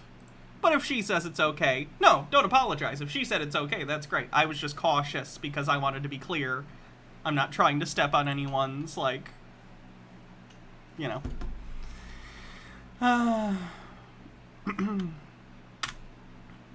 So last night's video was Truman blackmailed. President Truman, and you know he had Eisenhower, I think, was before him or something like that. And they made a deal. They ended up making a deal with the aliens. They met with two different types. Hydrate. The one they met with was spiritual. They were aliens on the bingo card. Were concerned about, you know, spiritualness more than they were weapons, technology, stuff like that. And they didn't want to give it up. They did not want to give up that. They still wanted to keep going with the technology that would give them power. A lot of power. And to focus on humanity's spiritual side, no, that wasn't rolling with whoever was in charge. And really, you have to ask yourself, if a deal was made, Francisco, thank you, if a deal was made, and there was two contacts that were made with two different species, what did they give in exchange? And why did they feel that it was right to exchange human bodies, the use of human bodies for their technology? This feels kind of like the plot of Children of Earth, Torchwood. Why? Without anybody's authorization. Okay, is that really? And there is a rumor, it's not a rumor, that we all... There's a rumor, but it's not a rumor. ...are owned. Your body on this physical earth is owned by an entity. You move 16 tons, what do you get?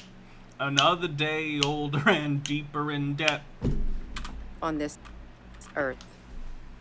And it's kind of wild if you think about it, because nobody wants to be owned, but everybody is owned. If you got a social security number, you're owned, you're stock. No. Okay, uh-oh. Gina's veering into sovereign citizen territory, because that's a sovereign citizen talking point where they think social security numbers are a way for the government to own you as a commodity. It's like the movies. You know how they have, like, the harvesting of the earth. It's time to harvest the earth. They belong to you because someone who was in charge of the earth gave you the right to come and do your harvesting of the humans. Gnome Pickles says, so if I'm owned by an alien, can I go to their planet? I mean, I'll take slavery to an alien overlord over working customer service. That'd be nice. Shmoop B, thanks for 20 months, says, somebody go help Aunt Karen. Love what you do. Thanks. It sounds so sci-fi, you are. It really does. So they made a deal, and when you make a deal, you have to have something in exchange. And was it a twisting of the arm? Truly, was it? Or was there some already bad entities on this earth who were inhabiting human bodies, who took over that human body and went in agreement? Oh, so it's like a double alien invasion. Were they aware of each other? Or is this like when a cop undercover busts a secret DEA agent? Two undercovers that didn't know. Rublum, thanks for gifting a sub. Went and made that deal. Did they do it to save the earth from annihilation? See, that's another thing. Did they make that deal in order to save the earth? Because they had no other choice. Because as long as they kept putting it off, they were going to keep dropping the nuclear bombs. Okay, really, if you research it. So that's really, that's not right. Especially if they were blackmailed. That's not right at all. I like the tone, too, because obviously none of this is true, but imagine it is. Imagine that An American president sold out humanity and literally gave aliens permission, whatever that would even entail in this case. No one has the authority to do this, technically, but, like, let's say you did in this case. And the president tells them, you can steal as many humans as you want. I just like that she's like, well, that's not right at all. That's not right of the aliens to do. We're human beings. That's not okay. I just feel like if I thought aliens were taking people from the Earth, I'd be a little more like... I'd be more urgent about it. Do what we say, or we will destroy you. It sounds like the Borg to me. It really does. I like to be focused on the spiritual side, where there is peace and harmony. Now I want to make a D&D NPC based on Gina, but who always thinks there's a crisis, but is very calm about it. Well, I'm just saying, these displacer beasts keep coming into the town, and I don't think that's okay. They're stealing the babies, and, you know, that's just not a cool move. Whatever was in charge, whatever was calling the shots, did not want that harmony. I'm pretty sure my neighbor's been replaced by a simulacrum.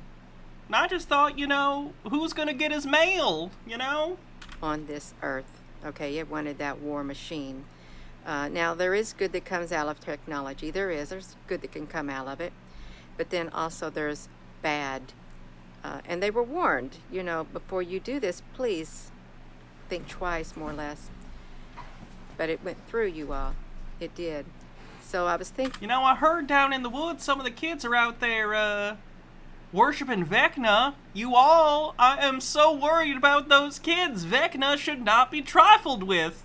You all, we need to get together and maybe tell those kids, hey, we should get together and do something else. We can look at the sun.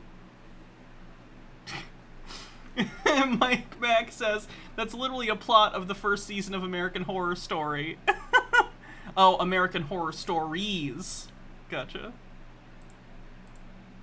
I like American Horror Stories. I like anthology programs.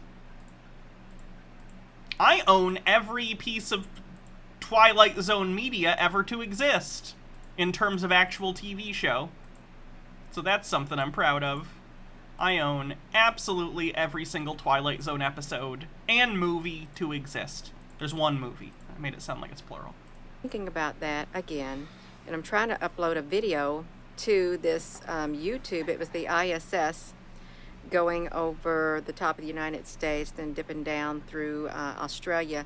It's been stuck in the encoding mode for, it's been like 20 minutes. I'm thinking, what's up with that?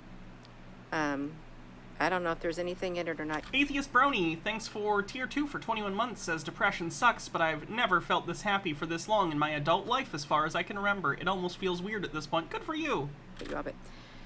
Thank you for watching that video last night, you all. And I learned a lot of stuff. All of the relaunches? Yep, I own all of the original Twilight Zone, the 1980 Twilight Zone, the Twilight Zone movie from the 80s, the early 2000s Twilight Zone, narrated by Forrest Whitaker, and both seasons of the Jordan Peele Twilight Zone. I own it all. Stuff. I didn't know everything, like the Majestic 12. Favorite Twilight Zone episodes? I'd have to go by series, and I'd have to think about it. I don't want to take up a bunch of time doing it now, but I could do it. Was formed and stuff. Even the Twilight Zone movie where the actors actually died? Yep, have that. And they exchanged 12 humans. They went to this planet. A helicopter landed on them, which is not the place you want to land it. And it's Serpo, where these beings were. It's strange. And they abbreviate it as the Magi, like Magi. It's really strange, all of this. It seems so far-fetched. And in that video last night, they gave an account of... There were children, too. I should know. One adult actor, 2 children.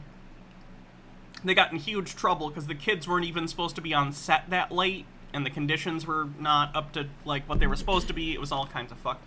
Presidents who were going to give disclosure before they became president, and then they all backed off on it. And then somebody said the Americans couldn't handle it. They couldn't handle the truth. And perhaps they're right, but it's not all the Americans, and it's not all the people on the earth. The people couldn't handle the truth. There's a video of it. There is. And it's real, I think. Well, I think the truth will one day get out. They will not be able to stop it. And then Maybe they thought, well, just give us a little bit more time. Give us a little bit more. Ooh, we should do a tier list sometime. That would be fun. All right, I'm talking about Twilight Zone too much. Sorry. More time so we can soften the blow of other life forms. They could be saying that in the back of their mind, and they know that time is running out. They know it. So I am going to go. Just wanted to get on here really fast since that video is literally stuck in the encoding mode for some strange reason. And I don't... The video's up now. I've got time to wait on that to upload, to wake up these algorithms. Yeah, come on here, you all. So that was, it's a lot of reading, a lot of information in last night's video. If you can sit through the hour and 7 minutes of it, you can just listen to it, I guess. But it is really, really interesting. And all the links that we went to is in the description. What's up with the encoding? Sometimes it just takes a long time for YouTube to process a live stream into a VOD. It's just YouTube shit. It happens. The longer the VOD, the longer it takes. And if you're not a popular channel, they aren't prioritizing you, quite honestly. They have a limited amount of processing power, and smaller channels especially, it takes a little bit longer. But it happens. It does go through eventually, in my experience. Radiology says, do you mean the Twilight Zone movie where John Landis killed 2 children and his lead actor through failing to take basic safety precautions and told the pilot to fly lower whilst he was having a panic attack? The John Landis went on to protect his abusive kid from repercussions from his abuse. P.S. Fuck John Landis. Yes, that John Landis. Okie Dad says, Hannah's Twilight Zone episode, she sits amidst her expansive media collection, breathing deeply to center before picking one to watch. Opening her eyes, she selects Killer Clowns from Outer Space and turns to her Blu-ray. Staring at an empty shelf, she realizes that she has time to watch all the movies, but nothing to watch them on. Description. It's not fair. There was time now. So thank you for your comments, you all, and hopefully... Oh, imagine that. Imagine that. Oh, it decided as soon as I was talking that it wanted to finish. Imagine that.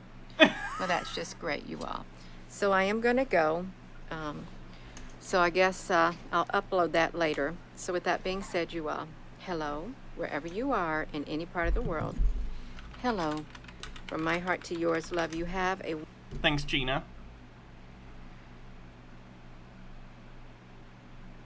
I think it's we gotta watch The Scary Door as a cleanse in between stuff. Hydrate.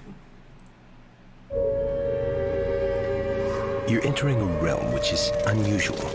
Maybe it's magic, or contains some kind of monster. The second one. Prepare to enter the Scary Door. Please send the man round back and pick up Clyde Smith, a professional gambler who's about to have an unfortunate accident.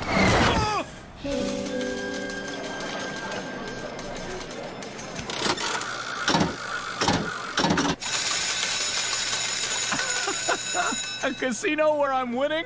That car must have killed me. I must be in heaven. A casino where I always win? That's boring. I must really be in hell! No, Mr. Smith. You're not in heaven or hell. You're on an airplane. There's a gremlin destroying the plane! You've got to believe me! Why should I believe you? You're Hitler! No! Ava Braun, help me! Closed is a PDF attachment. A picture of yourself in a boat on a river. It's a river that flows in 2 directions. Make that 3. It's a magic river, that's how. And it's flowing down the Erie Canal to the Scary Door. That's Erie with 2 E's. Consider, if you have the energy, Dr. Daniel Zenas, an inventor with a terminal case of the legacies. This robot will do everything for me. Robot, activate yourself and do my research.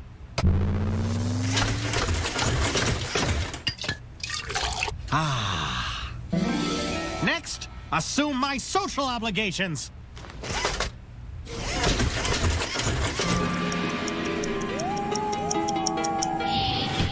Dr. Zenas, for a lifetime of scientific achievement, we present this award to your robot.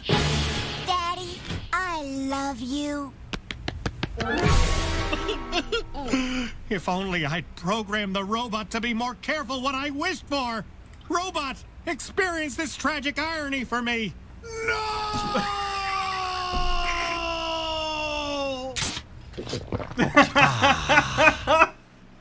You're on a scenic route through a state recreation area known as the human mind. You ask a passerby for directions, only to find he has no face or something. Suddenly up ahead, a door in the road. You swerve, narrowly avoiding the scary door. Oh, this one's my favorite one. This is my favorite scary door, because it's just a quick bit, and it gets straight to the point. I have combined the DNA of the world's most evil animals to make the most evil creature of them all. It turns out it's man.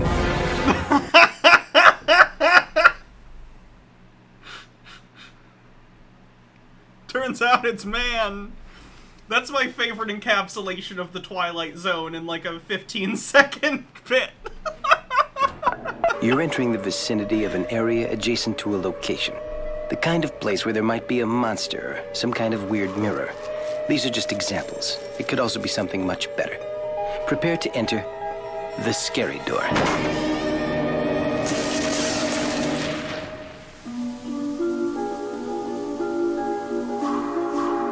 As per your request, please find enclosed the last man on Earth.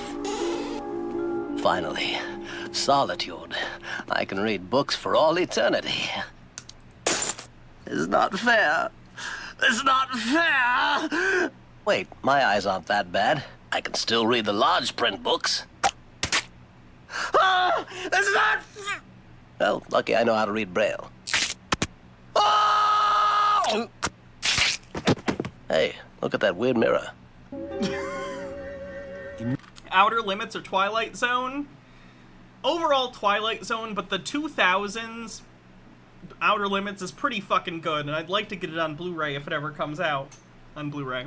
I don't like the 60s Outer Limits quite as much, but it's okay. Imagine, if you will, an announcer you can barely understand. He refers to a... but you're not quite sure what he said. He seems to be eating something. Or perhaps he's a little drunk. It's remotely possible that he just said Night Gallery. I like Night Gallery. The scary door. I think this is the last one, and then we can get back to the conspiracies.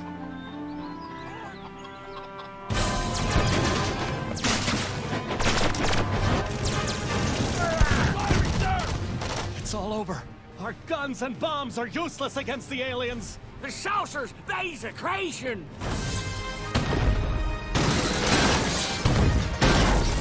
In the end, it was not guns or bombs that defeated the aliens, but that humblest of all God's creatures, the Tyrannosaurus Rex.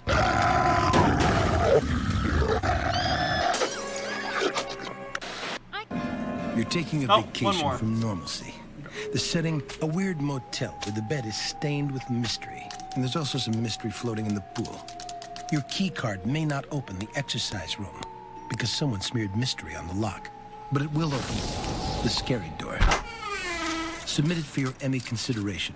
A popular senator with unpopular ideas. There is no such thing as space aliens. Oh! How can you be so sure them aliens ain't already among us? I'll tell you how. Because you are one! Alright. Good cleanse.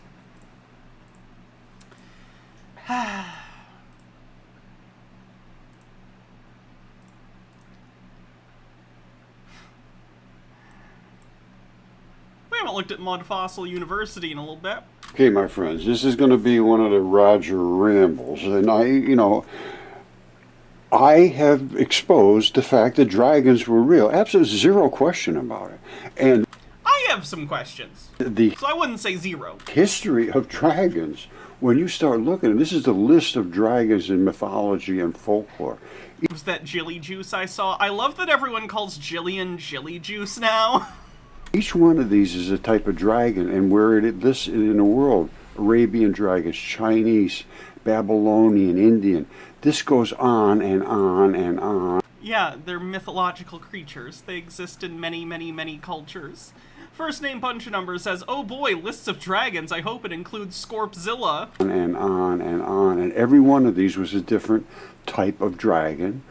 Who wins, dragon or giant goose? Dragon. Dragons can fly. First name punch and... Oh, all right. Associated different type of culture, a different type of historical background. And I mean, nobody could possibly think that this was just all people trying to outdo each other with a type of dragon. This is insane. No, they're just common. In mythology, people found, like dinosaur fossils long before we understood what they were, and some people think those fed into dragon myths. Who knows? But the idea that they all have to be real because there's a lot of cultures that believe that a thing like a dragon exists is really, really stupid. Pretty dumb. Unicorns don't exist just because a lot of countries had them in mythology. The Fae don't exist just because they are in a lot of mythology. Not how it works.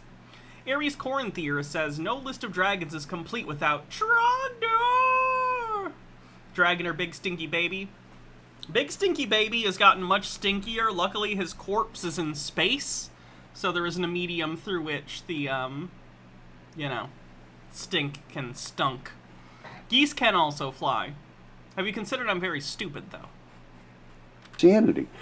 Would I rather fight 100 horse-sized ducks or one horse-sized duck? One horse-sized duck. I assume you meant 100 duck-sized horses or one horse-sized duck. It would be 100 duck-sized horses. I think I could kill them if I needed to. I wouldn't like to, but if it's life or death, I could do it. And let me show you the dragons, and then we'll go from there. You know, I don't mean this to shock you. That's not my purpose here. What I am trying... Sir Squiff says, I've spoken to at least 2 Fae, though. They pinky promised me that they were real and not lying. Did they ask you for your name? What I'm trying to do is to present reality in an open way that you can open your mind up and not be just laughed at. Because I've been laughed at for years and years and years, and I still will be forever. But I'm going to tell you right now. Who killed Big Stinky Baby? Just life. He kept getting bigger and bigger and bigger, and then his head was above the atmosphere and he couldn't breathe anymore. Just happens, you know? It's the circle of life. Yeah. One day you birth a big stinky stream baby and they grow up and die in space. It's probably what parenthood's like. This is a dragon. This is his head. This is his entire body to the tip of his tail. These are his legs, and they are the legs and thighs of a human, right down to here. They are the those are some thick thighs. Thighs of a human. And guess who said that? All right, this is I thought that's the area he said Scorpzilla was in previously. Supposedly from Apollodorus of Alexandria, a Greek scholar in 2nd century BC. But they don't know. Now it's dismissed. I can't believe it. The work is generally believed to be a 2nd century AD compilation. Well, let's talk about Apollodorus. Okay, the dragon I was just showing you is Typhon. And this is from the Library of Apollodorus, supposedly written before the turn of the, into the AD from BC. It was somewhere, 200 BC, something like that. They're really not certain. But it was well recorded. Now, when the gods... Hannah, does this guy stream? We should raid his stream and request Mud Fossil to show us the stone goose head. A, I don't think so. B, I can't raid people like that because that's basically brigading. I have no way to know. I'm sure most of you would be very well behaved and not do troll shit. But at least some of you might, and that would be on me, so I'm not going to do it. But I'm sure the rest of you would be very well behaved. Gods had overcome the giants, Earth still more enraged, had intercourse with Tartarus and brought forth Typhon. That's the one I just showed you. It was a hybrid between man and beast. In size and strength, he surpassed all the offspring of Earth. As far as the thighs go, remember I was real specific about the thighs? He was of human shape. His thighs were human. And of such... Just the thighs, though. Just human thighs on a monster. Prodigious bulk, he out-topped all the mountains, and his head often brushed the stars. He topped all the mountains? Wow, I didn't know mountains were such fucking bottoms. One of his hands reached out to the west and the other to the east. From them projected 100 dragon's heads. Never found those. From the thighs down... We never found those dragon heads. Wonder why. Downward, he had huge coils of vipers, which when drawn out reached to his very head and emitted a loud hissing. They were all over himself. His body was all winged, and you could see all the wings all over. Unkempt hair streamed on the wind from his head and cheeks. Fire flashed from his eyes. You can come up and read this, but let me show you all those things. This is exactly correct. All right, I know this sounds really silly, but if it's true, it's not silly, and it's true. This is a dragon that runs all the way across North Africa, entire top of North Africa. And that's his throat. We'll see it in a second. He's attacking this giant fish, and he spit the dragon venom on top of his back. We're going to look at that in a second. His throat is cut right here, which is exactly what it said in the ancient text. We're going to look at that in a second. He had the thighs of a human. Precisely what was written in the library of Apollodorus. It said he had the thighs of a human. So he thinks that this is a dragon with human thighs. Now again, I don't mean to bring this up, but I borderline feel like he's describing some version of Trogdor. Now, Trogdor has a human arm, not human thighs, but kind of close, right? Closer than it has any right to be, is all I'm saying. And then coils like this that ran out from his body. And these are the coils. This is all of North Africa. And this was Typhon. He was the one that was attacked by Zeus and his throat was cut. It's all written. This is all written, the whole story. There's a lot of stuff written about Spider-Man, too, but if I see someone climbing on a building, I don't assume they're Spider-Man. I think they're probably washing windows. You know what I mean? I didn't make it up. Well, let's start with his fiery red eye. All right, here's his eye flashing, streaming backwards. Now, let's go to the rest of his unkempt body. All right, you see the unkempt body? Why does that make me uncomfortable? These wings coming all over, right here. They're flashing all over him. It's very unkempt. Down here, remember, was the throat, and these are all the scales. This is runoff of blood and the effluent of a dead, decaying bodies of a creature.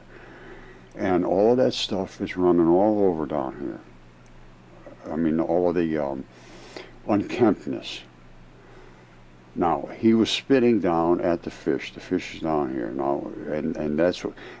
Apparently, this whole thing happened at the same time. Now, where the fish comes in, I don't know. But I can tell you what. Right there, as I showed before, his throat is completely cut, slashed right across. That looks like a road. That looks like a road that they made to get through the area. That doesn't even look like a natural phenomena. That looks like a man-made path. Spongy Lord says, imagine where Roger would be in a world without the internet. Would he be preaching these giant creatures from a street corner or a stoop? No, I honestly think the internet's made these people's lives worse because he'd probably have these thoughts and maybe he'd even do a little bit of air quote research on his own. But the fact that he can post this shit on the internet, I think, deepens the obsession, and it's really, really unfortunate. I think he'd be a more normal guy if he didn't have access to the internet. And that's exactly what it says in the ancient text. Wow, he's got a lot of drives connected to his computer. 1, 2, 3, 4, 5, 6, 7, 8. He's got 8 different drives. That's weird. I'm just looking at his side thing there. Zeus cut his throat with his thunderbolts. I showed you the poop coming out of there. They're living in that because it's fertile. Ah, yes. The Fertile Crescent. It's not the Fertile Crescent. We're in northern Africa. We're not, like, in the actual, like, Tigris-Euphrates area. But, like, the Fertile Crescent isn't fertile because of the poop. It's fertile because of the silt. Gnome Pickles says, "Behold, I have looked at mountains on Google Earth, and watch me point at things with a feather. This is very definitive and makes me a super scientist." These legs are the thighs, and those coils are absolutely gigundous. Look at this. Gigundus? Is that a word? Size of them. They come down way over here. This is what I was showing you before, way over here. And they come way over here, too. And he was wrapping them around that fish. Some of his coils were wrapped around a fish. Now let's see what he looked like when they drew him in the ancient art. All right, let's take a close-up look. Like I said, right up here is his head. See that? No. People say, "Oh, I can't see, I can't see, I can't see." Well, I'm going to draw it out right on the screen here. Right under here. Oh, like he's literally going to draw it on the screen. Oh, I thought he was going to use a stylus. He's going to draw... I hope he has a thing over his computer monitor for this. I'm kind of guessing not. I'm guessing he just puts dry erase markers directly on his screen, which is not a great thing to do. Oh, that hurts! That hurts me to watch him do this! Oh, God! That's his throat. It comes up right here. I feel like I'm watching a crime. His nose runs up around here. This is his head, and all this stuff flares off in the back. This is his big flaming eye. Wait, how do you know it's flaming? Spongy Lord says, "Roger, harder on laptops than Neil Breen." And this is his throat that runs down. All of this spit down on top of that the fish that's down below. This is his nose. These here are the dragon flails. They all have those flails hanging down from their throat. Remember this, I don't want to burn it into my screen. Alright, so here's we're starting with his throat. Alright, now, right up here, I'm just going to home right in, way down here. You can see it runs all the whole distance runs. It's just the throat. All right, and what is on the outside of the throat is the dragon scales.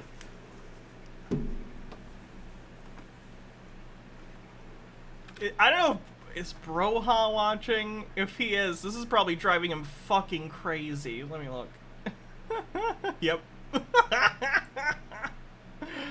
Right, I apologize. This is probably giving you an aneurysm. Dragon scales have little hinges in them so that you can move his neck around. Up above is that little flashy stuff that you see on the side of the dragons on the parades. All right, so that's his neck coming down. Now, I told you his neck was cut. And there was slash right here, cut right here. This is red and black blood coming out. And blood causes things to grow greener than hell. This is a lake that has erupted from the gush in his neck. And it's as green can get because that's what blood does, is causes things to grow green. Guess what else makes things grow really good? Is fertilizer. And where would fertilizer come in from? Well, let's think about that. His head goes running here. This is his body. This is his entire body. These are his legs, which I said are the legs, thighs, the thighs. Remember that, it's so important. Well, here's his butt right there, right? I would say that's about it. Let's see if we can find any fertilization going on. Ooh, look, right there.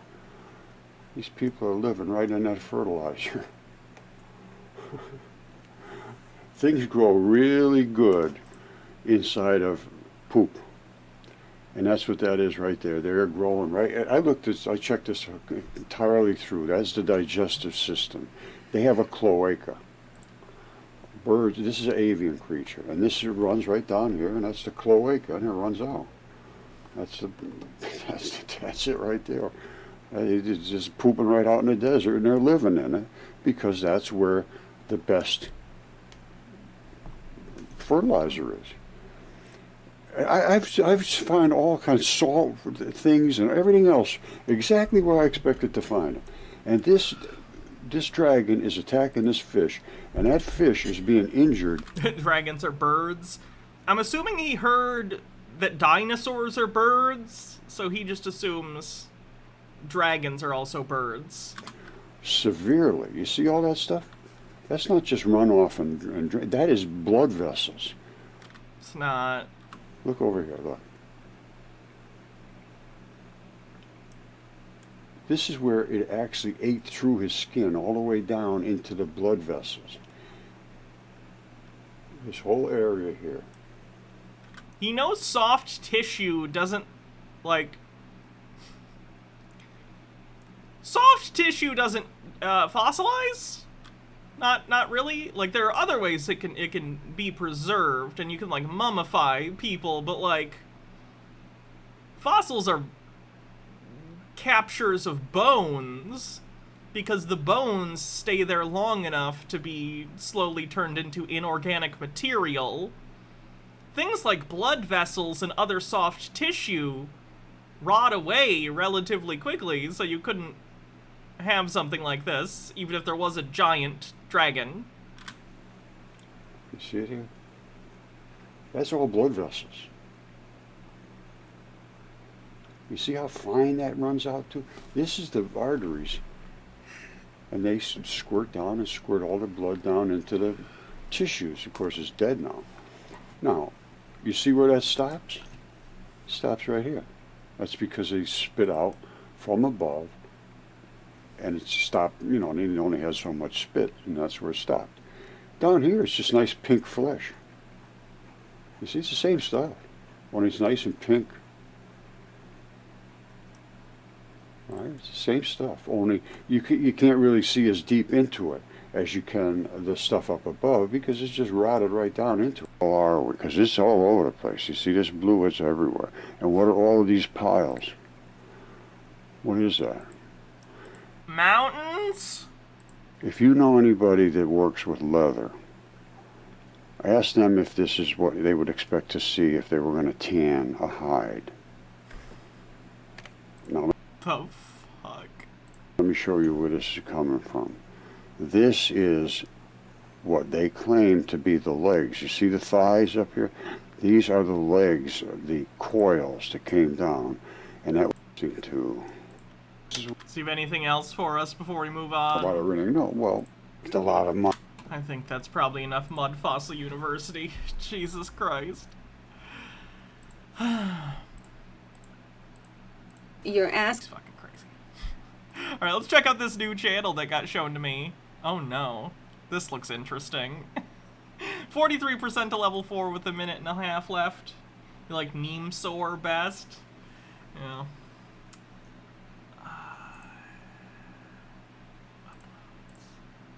Can I not sort by most popular? Why?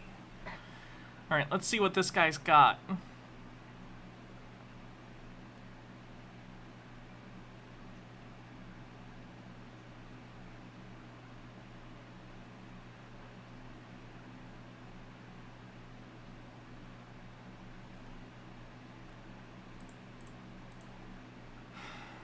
Let me search him and then see if I can search by most popular.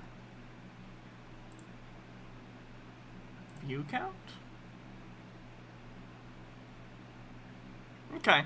This is from 4 months ago? Oh, you sent a link? Here's one.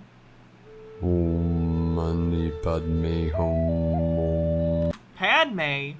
She died. She lost the will to live. 43% to level 4 with 40 seconds left. Mani Padme Hum, Mani Padme Hum. Okay.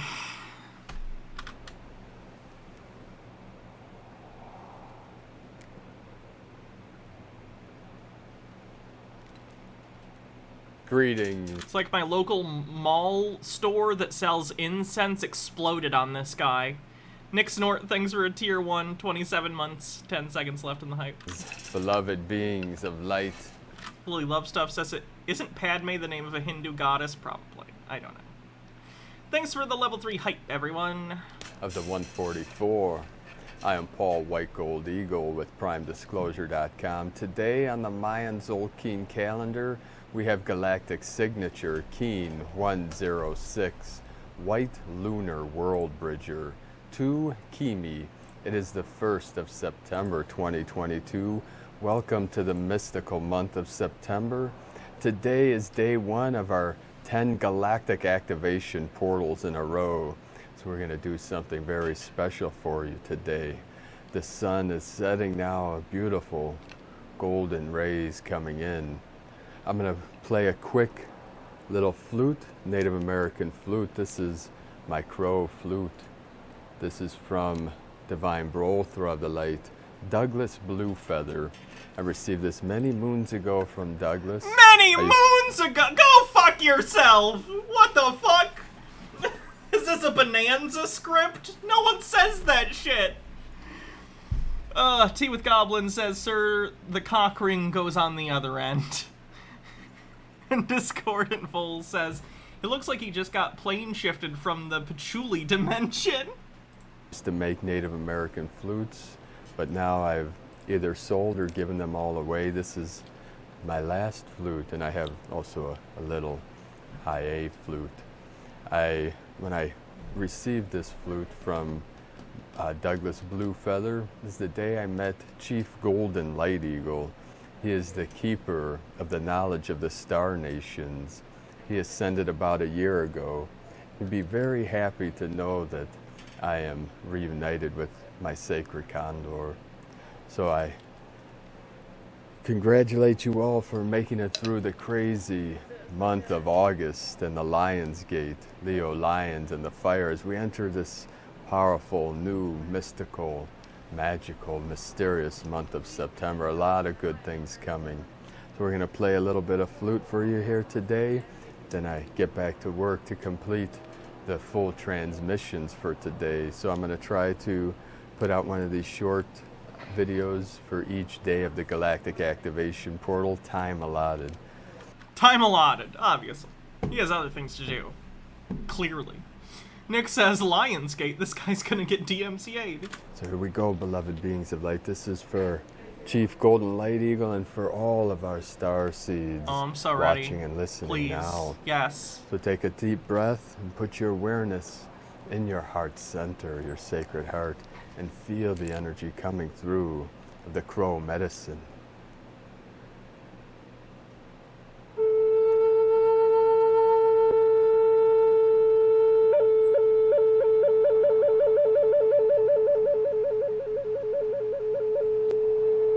He's about as good as that as I am at accordion.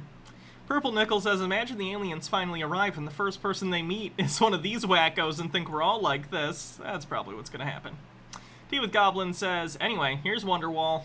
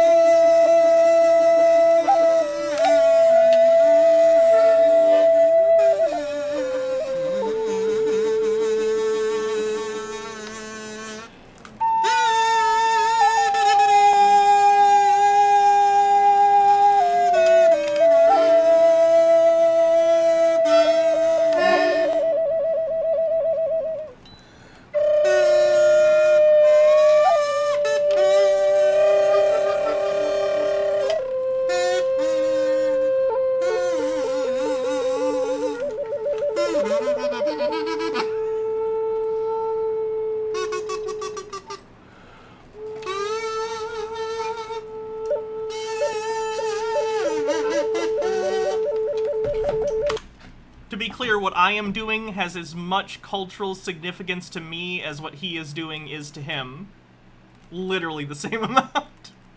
Freaking Out says, the cool thing about actual Native American flutes is that they're all uniquely made from the original owner. The tolerances, finger placement, and even sound is unique. Oh, that's cool.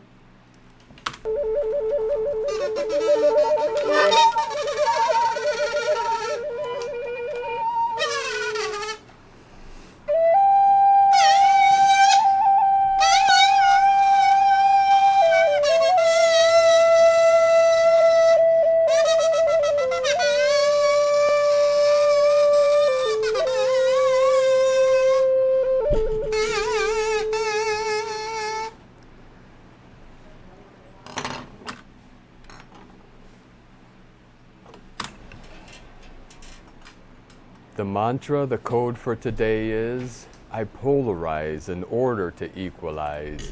Stabilizing opportunity, I seal the store of death.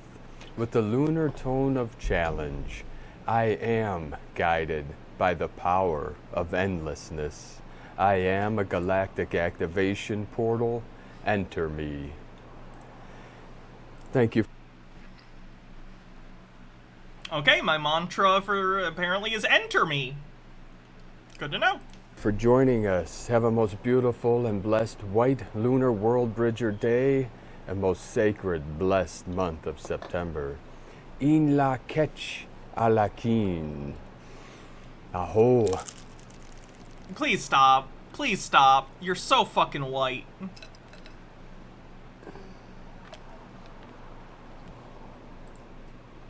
Namaste.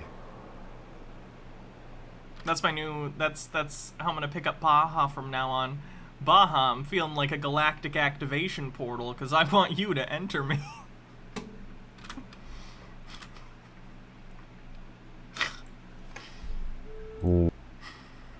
Tooth Goblin says, oh, that word salad is tossed with a vinaigrette of pure batshittery. Yeah, it is. Well, this guy's interesting. I'm saving him. Thanks for the link. You can't roll your eyes hard enough? Okay, I'll have to try harder.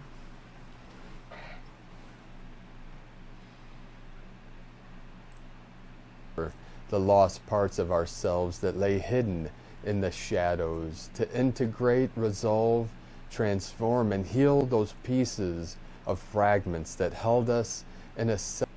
On a scale of 1 to 10, how much peyote has this guy taken? Because it feels like probably a lot, right? It's at amplitude or focus that goes beyond what one normally experiences. Okay. Oh my god, he's in a fucking headdress here. Holy fucking shit. Oh god! I am so sorry. Greetings, beloved being of light. I am Paul White Gold Eagle with PrimeDisclosure.com. We have a very special new healing ceremony on Patreon. YouTube memberships are for sale on our website. This is a very powerful shamanic drumming healing ceremony. We have a shaman drum, native flute, many other sound healing instruments. Now, for those that follow this channel, we want to thank you all for supporting us over the years. Our ways of supporting this Discordant Vol says, and shock, it's white just like him. Channel are through Patreon. We have many powerful teachings, transmissions, other spiritual practices on Patreon. Now we offer YouTube memberships, and we'll also have this video for sale on our website. So all the links will be in the description below. We appreciate each and every one of you supporting us in our work and mission. We couldn't be doing these daily transmissions without your support, so thank you very much. And part of the membership for Patreon are remote session, ancient tribe of Africa that we teach in this body posture from an ancient healing ceremony, and we have a new ecstatic body posture from an ancient tribe of Africa that we teach. I am so uncomfortable right now. Gnome Pickles says, dude, that headdress is getting you so punched. The flute is just silly, but that's a bridge too far. Forest Espion says, LOL, Hannah, I went away for a little. What is this white madness? Hannah, please ask the guy if he'd come on your stream for an interview. Maybe. In this special yes, he rolled the R in Africa. He said Africa. Ceremony. So thank you all very much. We appreciate each and every one of you. Have a most beautiful and blessed day. In la ketch a la keen. Aho. Oh god, the crossfade! Oh god!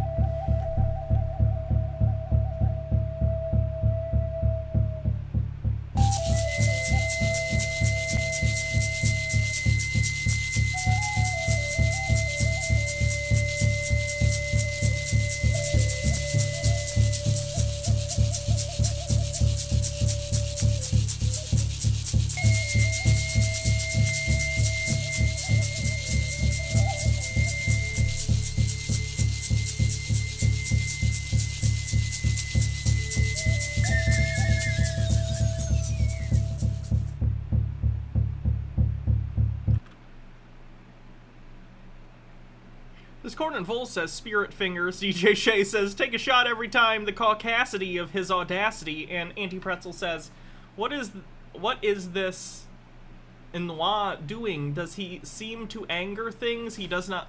Does he seem to anger things he does not understand? Begone, white man. Stop touching cultures you don't understand.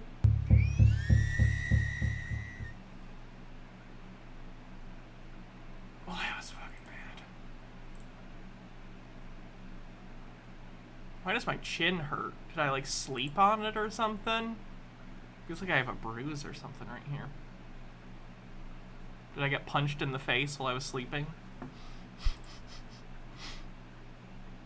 Alright, enough of that guy. Jesus.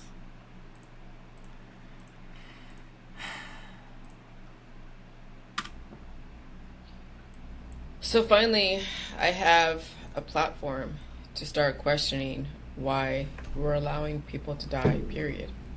Now, we understand that, yes, we're in a great reset. There's too many of us. We're utilizing so many resources.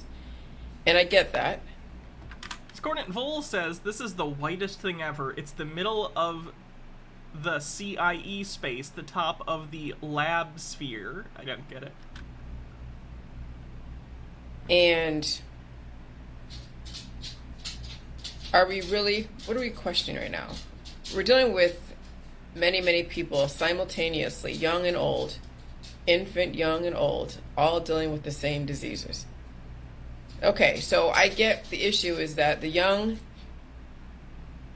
and middle-aged people are experiencing things that a person who is in their 80s, 90s, and 100s would have experienced. And now this is where it concerns you. Now you have an axe to grind. Now what's going on, dying with disease, is a concern. And what do you want done about it? Why are there aliens in the background? That's just a picture she drew, I think. She just has stuff on her wall. Well, shit. None of them are in frames. They're just taped haphazardly, and they're always there, which means they're there all the time, which makes me uncomfortable. This has happened for centuries, over and over and over again. This isn't new. But why is it happening with such... Why is this happening with this cancer and disease and death happening with such frequency? Because people die, Jillian. That's how it works.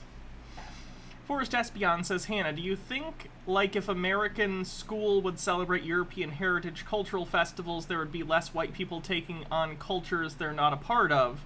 Also, schools should include cultural events for all people in the USA, such as African Americans, Mexicans, Asians, Indians, etc. What do I think? I don't think it would reduce anything. I don't think it would be a bad thing. I think having more, like, celebration of everyone in the world's culture would be a great thing, but no, I don't think it would reduce anything in particular. I think it would probably actually increase it, if I'm being honest. And now we have different generations experience. Yeah, we can look at the bingo card after this. And it simultaneously. Now, why is it? Because we're in a great reset. This has happened before. The powers that be, even 10,000 years ago, allowed civilizations to get so huge because of human experimentation. What? Because of advancements, because of so many things. And then they had to... Yeah, there isn't white culture. There's, you know, there's German culture, and there's arguably English culture, and yeah. But... wash the petri dish, they had to clean it. So then let's explore why we allow death to happen. Well, we're supposed to die. Okay, well, I hear that. I understand that. That's what's been ingrained in us. It was okay 50 years ago, but now it's not okay to die sooner than you expected. Though some have been trained to expect that it'll happen sooner because their parents have contracted. Millie Lovestow says, if there's no white culture, how do you explain casserole? Casserole is just things you put in the fucking oven and heat up. Everyone does that. It's layers. Issues sooner, and so they expect that that'll probably happen to them. Or their parents died at, like, you know, 60 or even 70 or 80 or less than that. DJ Shea says, British culture, stealing artifacts and fucking the Queen. And so that's kind of... First name bunch of numbers says, I understand that. The biggest whopper I've heard Jilly tell so far. The expectation in some of the offspring, though some think that they're invincible until their body starts breaking down sooner than later.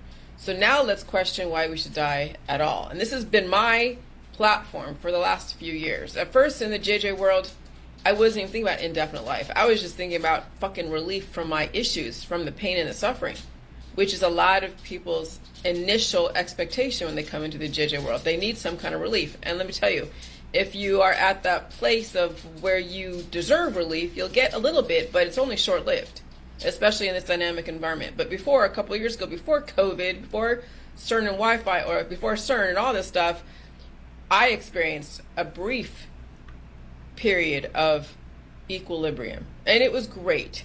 I'll tell you, I was one of the lucky ones that experienced it. So many others. That's why there was so many accolades for the JJ world. But there was still a segment of the population that abused the cures, that even JJ wouldn't work on them as far as a cure. And so... Jillian, you said Jilly Juice would cure everything, including homosexuality, which you think is a disease. It was more of a catalyst because they had to express the pressure. You thought it could make people's arms grow back, Jillian. You made those claims. Pressure that was building up inside. And so that pressure came out and they were upset and unhappy with it. What was Jilly Juice? Oh, God.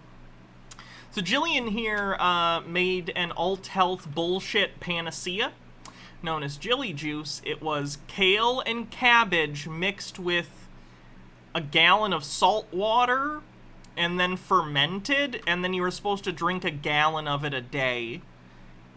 It's really bad. It was involved in at least one person's death. Now, I'm not saying it's the cause of that person's death necessarily. They were already ill, but they were using the Jilly Juice, and it causes severe dehydration and diarrhea, which if you're already sick, isn't good. Someone who was using it habitually also had a stroke, which high sodium levels can increase your risk of stroke, and the doctors think the Jilly Juice gave her the stroke. A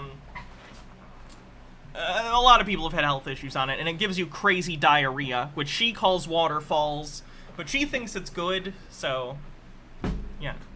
Okay, well, I apologize that that's what you experienced. She should be in jail. I don't disagree. She got away with it because she didn't directly sell anyone anything. She sold people a book that had the recipe, and, like, people, memberships to her website which had a recipe. She never actually sold it directly to anyone.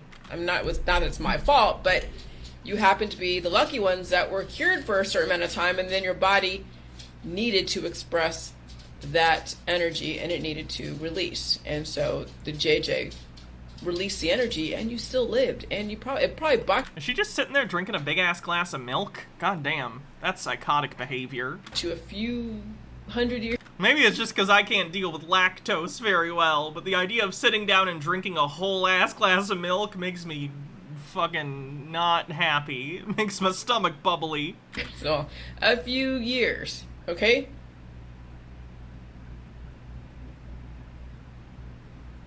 And so now that we have so many different generations experiencing the same thing, and you're seeing in that died suddenly group just how much similarities. Oh my god. She's literally in this video supposedly questioning entropy, and I want her to just get to it. People are sharing when it comes to contracting disease. Yes, they are blaming oh my god, I do. Whether it's the frequencies that are going up and down, the climate change, or the new therapies that are being administered by the newly therapized that are going, yes, I got my protection, and they're coughing into the wind or incubating all the things they took way back in last spring and summer, and now they're sick and they're coughing it all out. I'm feeling it. I went to the grocery store. I'm feeling whatever. It's not horrible. I just feel the heat. Heat rises and falls, and okay. When I had to really poop because I drank like 4 shots of espresso the other day, and I didn't poop that day, but then I drank a bunch of that coffee, I felt the heat.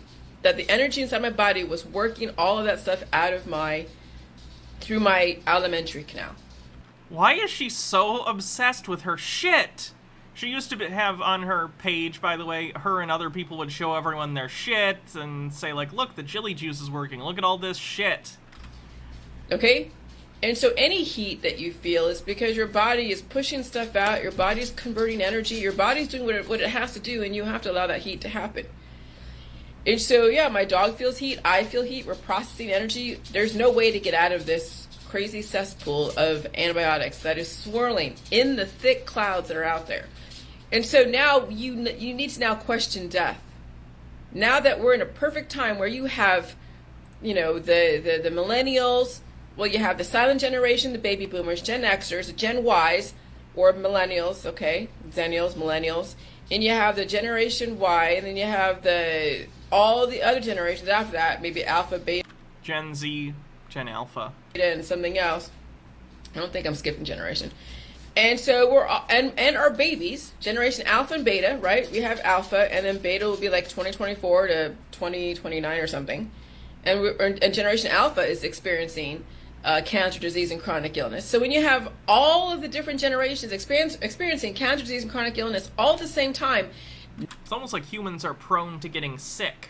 Now you see what people are talking about. Some of you are just like oblivious, and your parents are aging, and your kids are doing okay, but your kids were born with deficits. Some of these kids were born in like incubators, but that was normal to them. Okay, they had a hard pregnancy, a high risk pregnancy, so the kid was in an incubator, and now the kid's doing fine. The kid's really at a deficit, super skinny, because it wasn't allowed. It's not a whole person, and whoa, what? And it was stunted. Okay, but to them, that kid growing up with managing, this disease by going to the doctors and the checkups and all that, that's normal to them. But there are some people, when you do actually get out of your fucking bubble, those of you who are still oblivious to the world, when you get out of your bubble and you read some of the things that I've posted, that is just a tiny little sliver. But more than ever, you really have to feed this energy. You can't try to squelch the energy that's being released. You can't. You cannot afford to squelch the body's desire to release energy, whether it's a fart or whether it's some kind of heat flush that's coming through. You have to feed it. You have to rest. You have to sleep. You have to fart. You have to release in a way that's not taking away substance, that's going to squelch the energy. Because when I'm encouraging energy, like trying to get my sphincter to keep going, because it can be, there's a fight. There's antibodies that want to stay in my body, and then there's my body that wants to release it. And it's like a fight. So when I then help my body release stuff, I'm actually encouraging energy. I'm not squelching it. Yeah, I feel the pain. I felt the pains in my back and in my arm the other day, and when I encouraged energetic release through my own manual manipulation, because I had to. I mean, yeah, I could drink a bunch of milk and all that stuff, but I felt, I just need to do this right now without drinking a bunch of milk. I'm going to do this now before I drink my coffee. So I actually encouraged the energy in my body to release. I encouraged energy. I didn't squelch it. When energy comes on... Forrest Espion says, from now on, let's call our farts heat flesh release. I'd rather not. That sounds way worse. Spontaneously, and it's not spontaneous. When energy comes on, I don't stop it. Whether it's like a heat flush because of whatever I'm experiencing from my environment, or it's who knows, whatever, any energy that my body emits, whatever it is, I do not try to stop it with anything. I don't try to cool it off. Yeah, maybe I'll take off a sweater, because I always wear sweaters. See me wear sweaters all the time, right? But I don't purposely even take cold showers. I mean, so it's like I will allow the energy to express. Okay, I'm done listening about her farts. Let's take a look at the bingo card.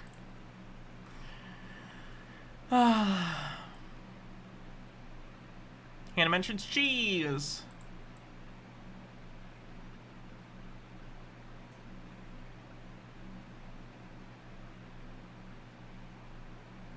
Hannah flirts with Baja. Word salad.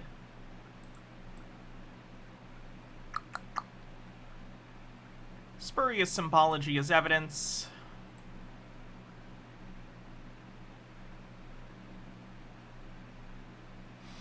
Reptoids, reptilians.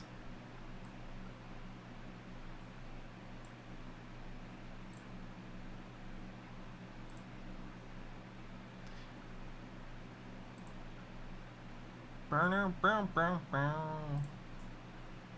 What else?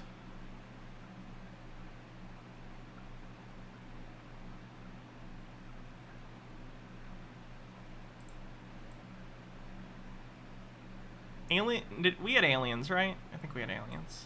Someone said 10. Did someone say my research? I don't remember that.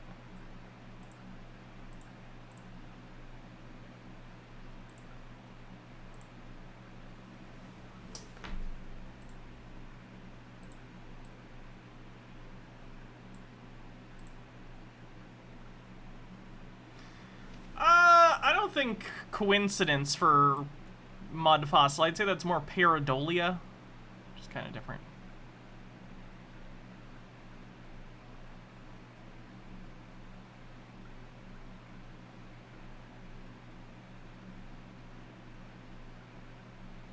Poor understanding of Eastern religion.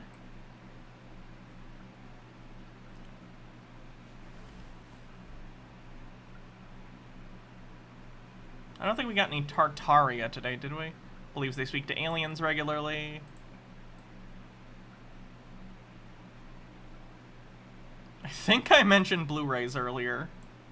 I don't remember the context, but I'm pretty sure I did. No, we didn't have That's Not How Science Works. It's not just being incorrect. It has to be a complete misunderstanding of the scientific method. It doesn't just mean someone says something incorrect. Yeah, the population control for the Jillian thing, that's fine.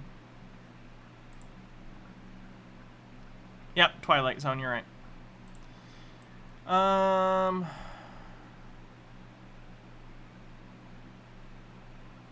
Where was that one?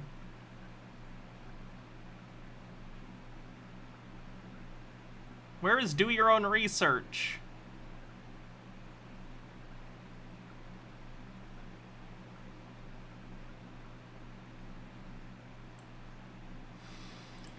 Oh, I'm real good at this. Do your own research, do your own research, do your own research.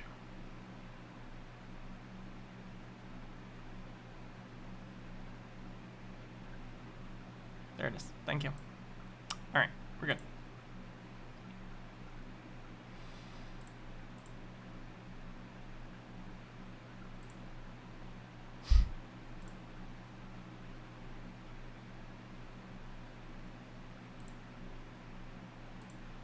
If this will load. Like again on another bit of truth right in your face, like I don't tell you before. This Queen Elizabeth that you see on screen right here is already dead long time. Not today. I already told you the coding gonna be 96. After they report the birthday, then they're gonna pull off the so-called death. And bam, it happened. Right on the money. Like I don't tell you, the husband died at 99. This one died 96. Same number coding on the masses. And I already told you, as you 99 and 96. Right there. 99 and 96 are actually not the same number, fun fact. You can tell because of the way that they're different numbers. Here is a Freemasonry, no doubt about it, and this one is actually a part of the elites.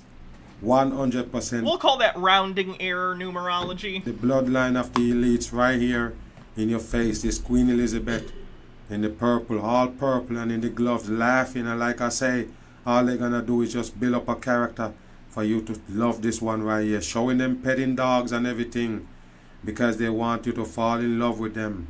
And bam, they run a psyop on the people right there with this Queen Elizabeth, old geezer, supposedly 96 years old, still was running around. And I told you, they already pulled it off the scene long time. He sell you the vaccine shot and everything else. And now they pull it off the scene. We go get into it and break it down with this so-called Queen Elizabeth right here, a part of the devil bloodline. Make it run. Breaking news. Want to go straight to London? Want to bring in CNN Royal correspondent Max. Take a look at this right here, people, with the gate opening. As soon as they come in with the breaking news, it's just a show for the people. I already told you, the Queen Elizabeth is a devil puppet. As you can see, the two pillows sitting right there and the damn cording on the gate. We're outside Buckingham Palace. Max, what are you learning? You notice what time they come on? I told you I never missed. That's 6:30. Right there on the money, 3 6s coding. Wait, what? How is 6:30 3 6s? It's 1 6 and 1 3 and 1 0. How is that 3 6s? Let me think this through. In what world is 6:30 somehow 666? So you have a 6. And then you have a 3 and a 0, but there's 3 digits. So you could add the number of digits to the 3, and that would be a 6. So 6 6, and then the third 6 you get for free, because it's a good deal. Never miss, people. Pay attention. The Queen has died, very sadly. She died peacefully at Balmoral this afternoon. The King and Queen Consort were referenced there to Charles. He automatically becomes king. Will You remain. hear that, people? The Charles gonna automatically becomes king, like I don't tell you when I did that video and tell you the Queen already dead. And he never appear again since I told you that. They just faking the masses. I told you with this. I don't know when he said that. It's possible she'd been, like, you know, in bed. I imagine she wasn't doing too great just before the death, so I don't know. King and Tea with Goblin says, do you think the Queen ever laid in bed and pulled the sheets up to her neck and said, "Look, Philip, I'm a stamp"? No, probably not. I don't think she's that funny. Queen shit. We're gonna have a lot of drama attached to it, and that's the reason why they pull it off right now with this Queen Elizabeth death. Elizabeth is 33, coding in numerology, no doubt about it. At Balmoral this evening, and will return to London tomorrow. I'm just going to look at another email I just received. If there's any extra there. No, the Queen has died, and long live the King. I'm not going to call him King Charles because we don't know what his name will be, but all we know. You hear that, people? He's not gonna call him Prince Charles, cause he don't know if he gonna actually use that name. They on the world stage, playing with the damn masses. You're gonna bring nothing but drama. Just when they bring this whole. Wait, does he think it's secret that royals take different names sometimes? As, like, their official royal name? That's not a secret. That's why he's talking about it on the news. That's a known thing. Call Meghan and your Prince Harry on the scene with this bullshit drama that they give you for the last 5 or 6 years. And here they go again. It's gonna happen, people. Nothing but drama. They're gonna give you right here. The Queen died peacefully at Balmoral this afternoon. Everybody dying peacefully nowadays. That's just a lie. That's how they do it, people. What do you think? Even people in their 40s, they're telling you in the news, just die peacefully. Bullshit on. Which is horrific news for the nation, and I can only imagine how people feel watching this. Oh, you can imagine. Watch them people. They're just fakers. They're just putting on a show for TV. What you think happened? They are reporters, so yeah, they you know, they're doing their job and they're performing for the camera, but they're not necessarily saying anything inaccurate. They're just doing their job. Them turn around all at the same time. It's just a show. The flag over Buckingham Palace has been lowered to symbol the devil people that running the government in England. As you can see right there, the red cross on the flags, and the people sleep. What is a red cross? That's a Union Jack. The same one that pick up the blood all over the world to feed these vampires of the earth. I mean, not wrong on that one. Which is the queen. You better remember that. The blood of the human being keep them alive. Oh, he means literally. No, not literally. Figuratively, you can call the royal family vampires. I don't disagree with that. Literally, though, no. And also, vampires on the bingo card. That's why you see them old and dried up, and they would never die. As you could see the she died! She's fucking dead! Flag right there. It tell you that they're the blood drinkers of this earth. Queen's death. I don't know quite what to say. I mean, this was the news we were dreading, but obviously what happened this afternoon was the Queen died and the family were informed and they headed up to Balmoral and they are there to pay their respects. There's a very clear process that follows. Now we would expect to hear from the King tonight in a televised address, and you'll start hearing bells tolling. Lily Love Stuff says, red part of the Union Jack is for England, and the English are pretty pale people. They use all that fake tanner to hide their vampiric nature. Across London and indeed the nation. Yes, of course you go hear bells. That's the coding, people. You can call to the bell. Don't trust them, man. Flags lowered like this will be reflected at public buildings across the United Kingdom. Of course. And we now have a very clear process of about 10 days leading up to a funeral. But I don't want to give too much detail about the plans that I've seen because they... Where did you see the plans, people? Where did he see the plans? I'm pretty sure they were, like, publicly available. These were, like, known for a long time. Succession, I don't know if he knows this, in a monarchy, succession is something that, like, is inevitable because people die. So they have a set of plans for that. They're publicly available. You can go look at them right now. I don't care to because I don't care, but you can go find them for free on the internet. They've been in place for a really long time. This Coordinate Vol says, oh my god, he thinks Elizabeth II was vampire hunted. That's why she didn't die peacefully. Nothing but a stage. They're working their brain on the peoples. The Queen Elizabeth already dead long time ago. They already take that one off the scene. They're so waiting on this code to show up. He's 96 years old, and he served 70 years right there on the needs to be signed off throne. by the King to be formalised. But we'll be hearing more details about that, I'm sure, as the evening progresses. But Queen Elizabeth has died at the age of 96, which... Forrest Espion says maybe these conspiracy theorists should just become strange science fiction and fantasy novelists or manga artists. Maybe they just have a strange creative itch. I think that'd be a better outlet. P-Meal, thanks for gifting 5 Tier 1 subs. Appreciate it. Which is a horrific moment for the UK. We haven't gotten Sheeple on the bingo card yet, no. But also 14 other nations around the world, and indeed other nations where she wasn't head of state, who revered her as... Weird, I wonder how she became the head of state of so many countries that weren't the country that she was in. The longest... B-Meal, thanks for renewing your sub for 19 months, says our stream baby is 1 year old. I have so many children and I love them all. And I'd say most revered head of state. There are people with the head of state in a lot of countries, this queen right here, and I've seen a video with his Trudeau, the Prime Minister of Canada, and he was saying the pledge to the Queen. It give me chills, people, no lie.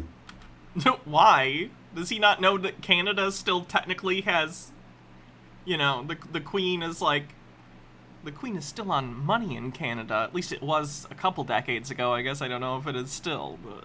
Or he was pledging to this one woman like it's a god. You don't understand, like he say he would do anything to serve the Queen and carry out whatever work the Queen have on the table. I tell you, people, real creepy shit with this Queen. This afternoon. Next, let me just... It is part of the Commonwealth. Gotcha. Ask you, just personally, you have followed this family through much of your career. You're a Royals correspondent. Of course, all they dare to do is to paint a picture, let the masses feel like they actually know the Queen. They don't know the Queen. They show you some pictures like a slideshow, and they expect your subconscious mind to put it together. When you put it together, what you're gonna get? The Queen is a good person of what they show you. Like I don't tell you, they show them doing some good shit, supposedly. Take some pictures of this one chilling like you and everything else. Even pulling out bread sandwich out of a bag. They're full of shit on the masses. Don't Did you say bread sandwich? trust the Queen. Don't cry for them. You have watched the Queen in good times and in bad times. What are your thoughts about her in this moment? About her reign, about her life, about her legacy? Of course, it's time now, people, to talk about the legacy. As you could see this Anderson Cooper sitting down there with the head leaned to the side like he's a damn robot. You see that right there? The Anderson Cooper. Anderson is 36 in numerology. Cooper is also 36.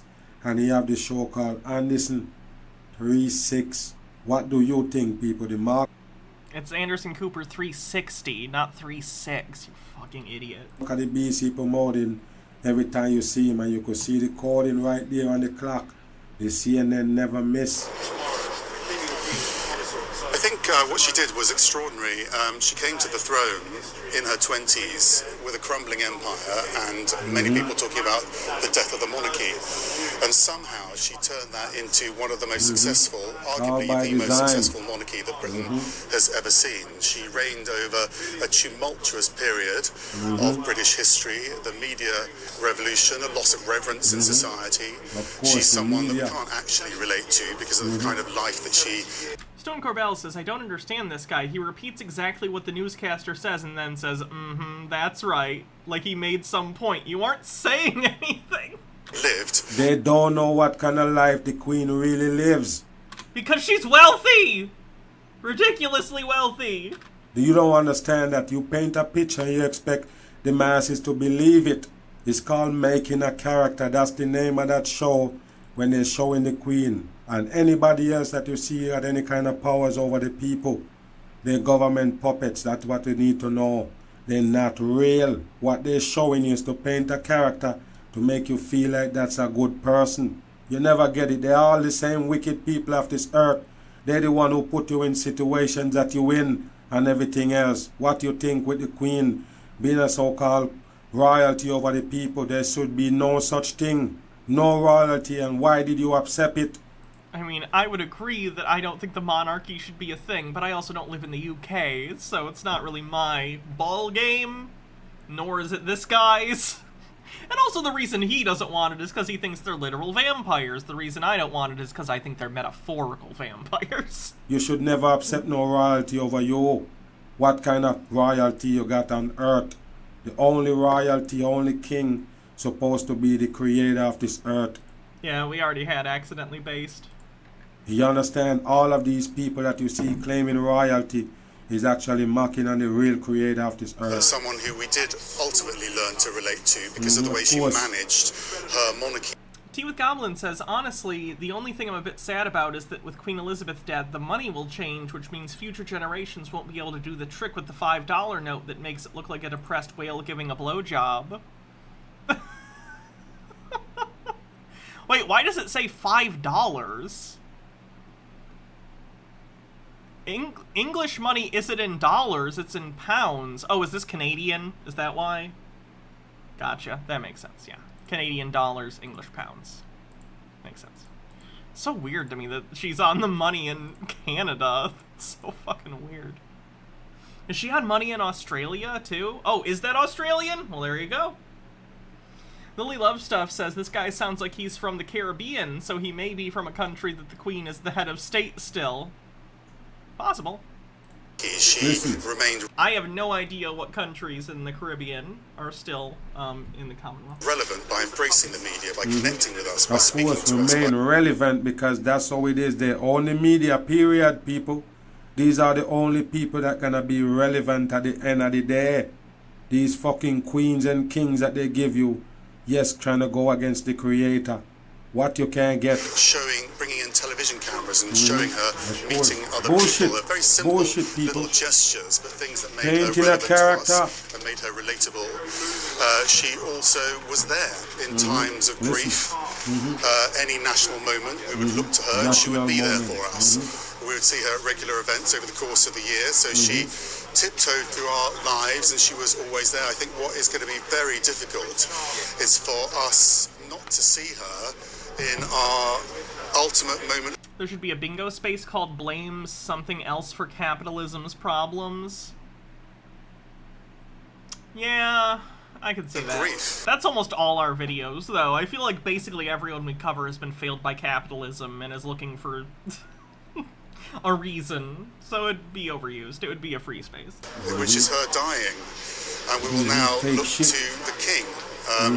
We'll wait to hear whether or not the king keeps the name Charles, whether he's King Charles or he chooses another name. We will get details on that when a placard is put up there on the forecourt. All of these sheeps lined up, man, they don't understand.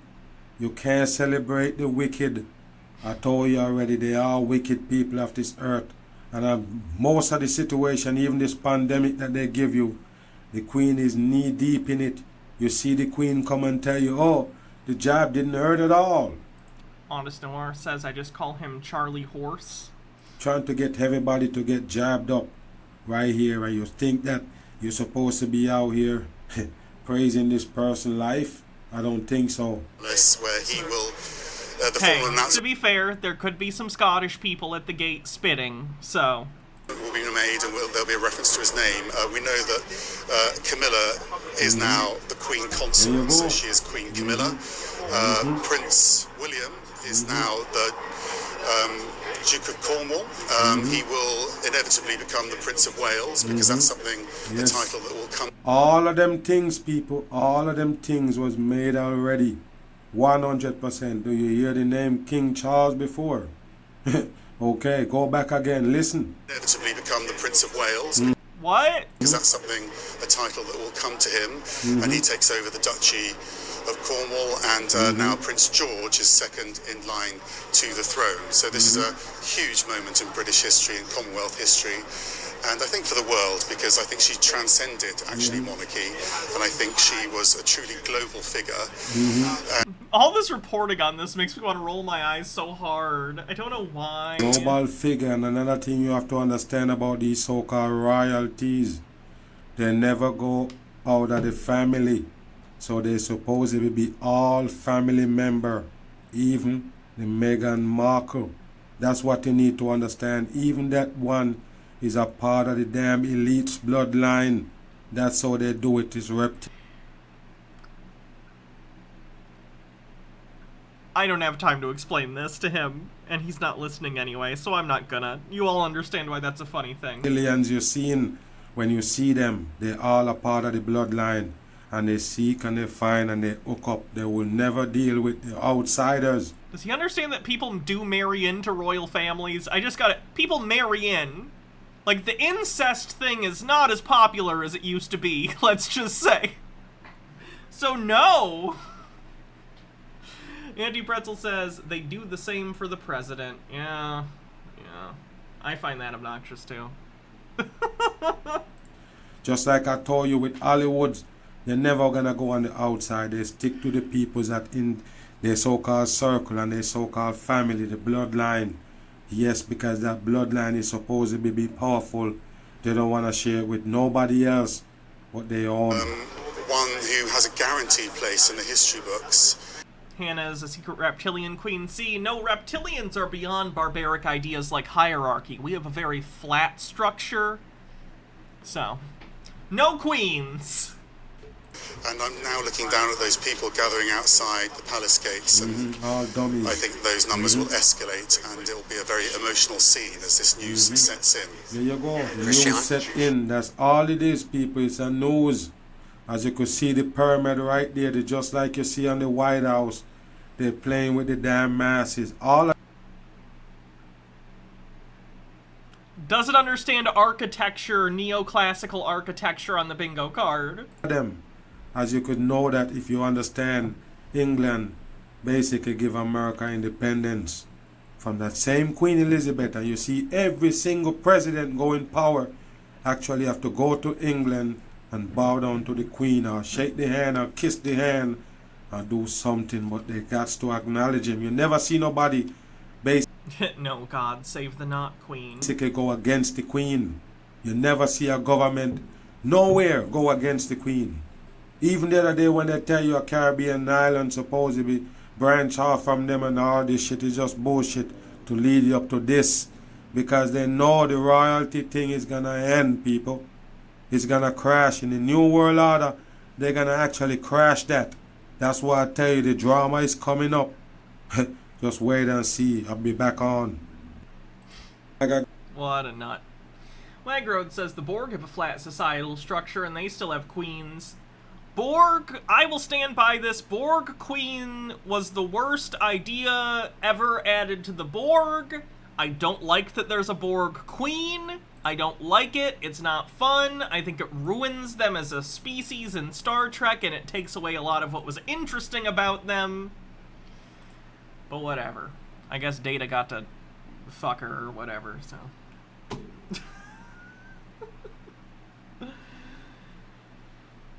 And unfortunately, I haven't watched Picard, but I've heard they've doubled down on Borg Queen stuff, so... We can check the bingo card, but I'm done, so... If no one has a bingo, then no one wins. Let's see.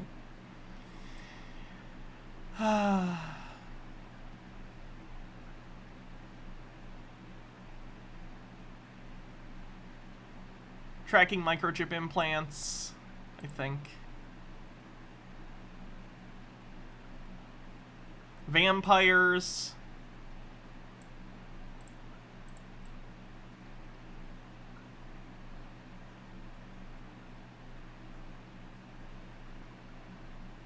I'd say PSYOP for thinking the Queen isn't really dead or that she was dead earlier. That's fine.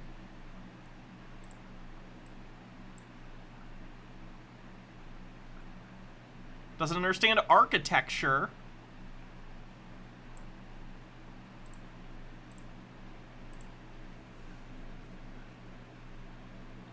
You could like First Contact. First Contact isn't a bad movie. First Contact is the best Next Generation movie. Unfortunately, the Next Generation movies just aren't that great. If someone was like, do you want to watch First Contact or do you want to watch Insurrection? I'd say I will watch First Contact twice before I watch Insurrection once. Okay, anything else?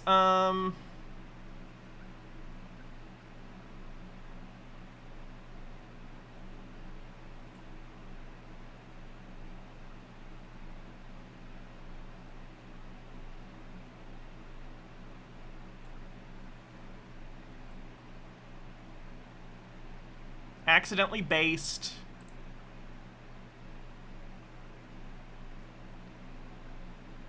Alright, I think that's it. No bingos? That sucks. Alright, I guess I get to gift someone a random bingo then. Since no one won. Someone random will get it! Let's check it out.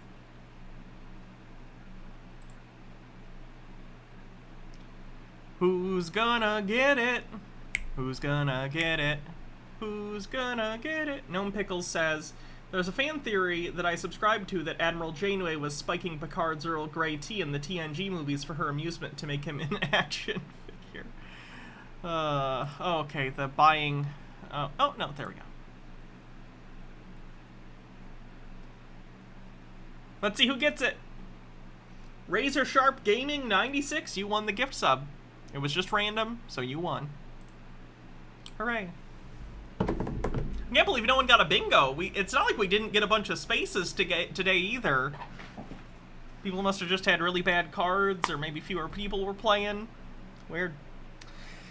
Alright, let's see who we're gonna raid, because I would like to get some dinner. Oops, not Reddit. Can you tell I'm ready to, like, sit down and not be looking at conspiracy theories? Jack just started. Yeah, sure, why not? I feel like Jack must wonder why I raid her so often. We're on at the same time, and she tends to start right when I'm ending. Anyway. Have a good night, everyone. I'll be back tomorrow, so I'll see you guys then. We might do another Chud Watch and continue on that list of terroristic threats made by Trump supporters. I think that sounds fun. Love you too, Mr. Blast. Hope you have a wonderful evening. Alright, so I'll see you guys later. See you tomorrow. Oh, I'm so tired. Alright, it'll let me right now. Have a good night, everyone. Bye.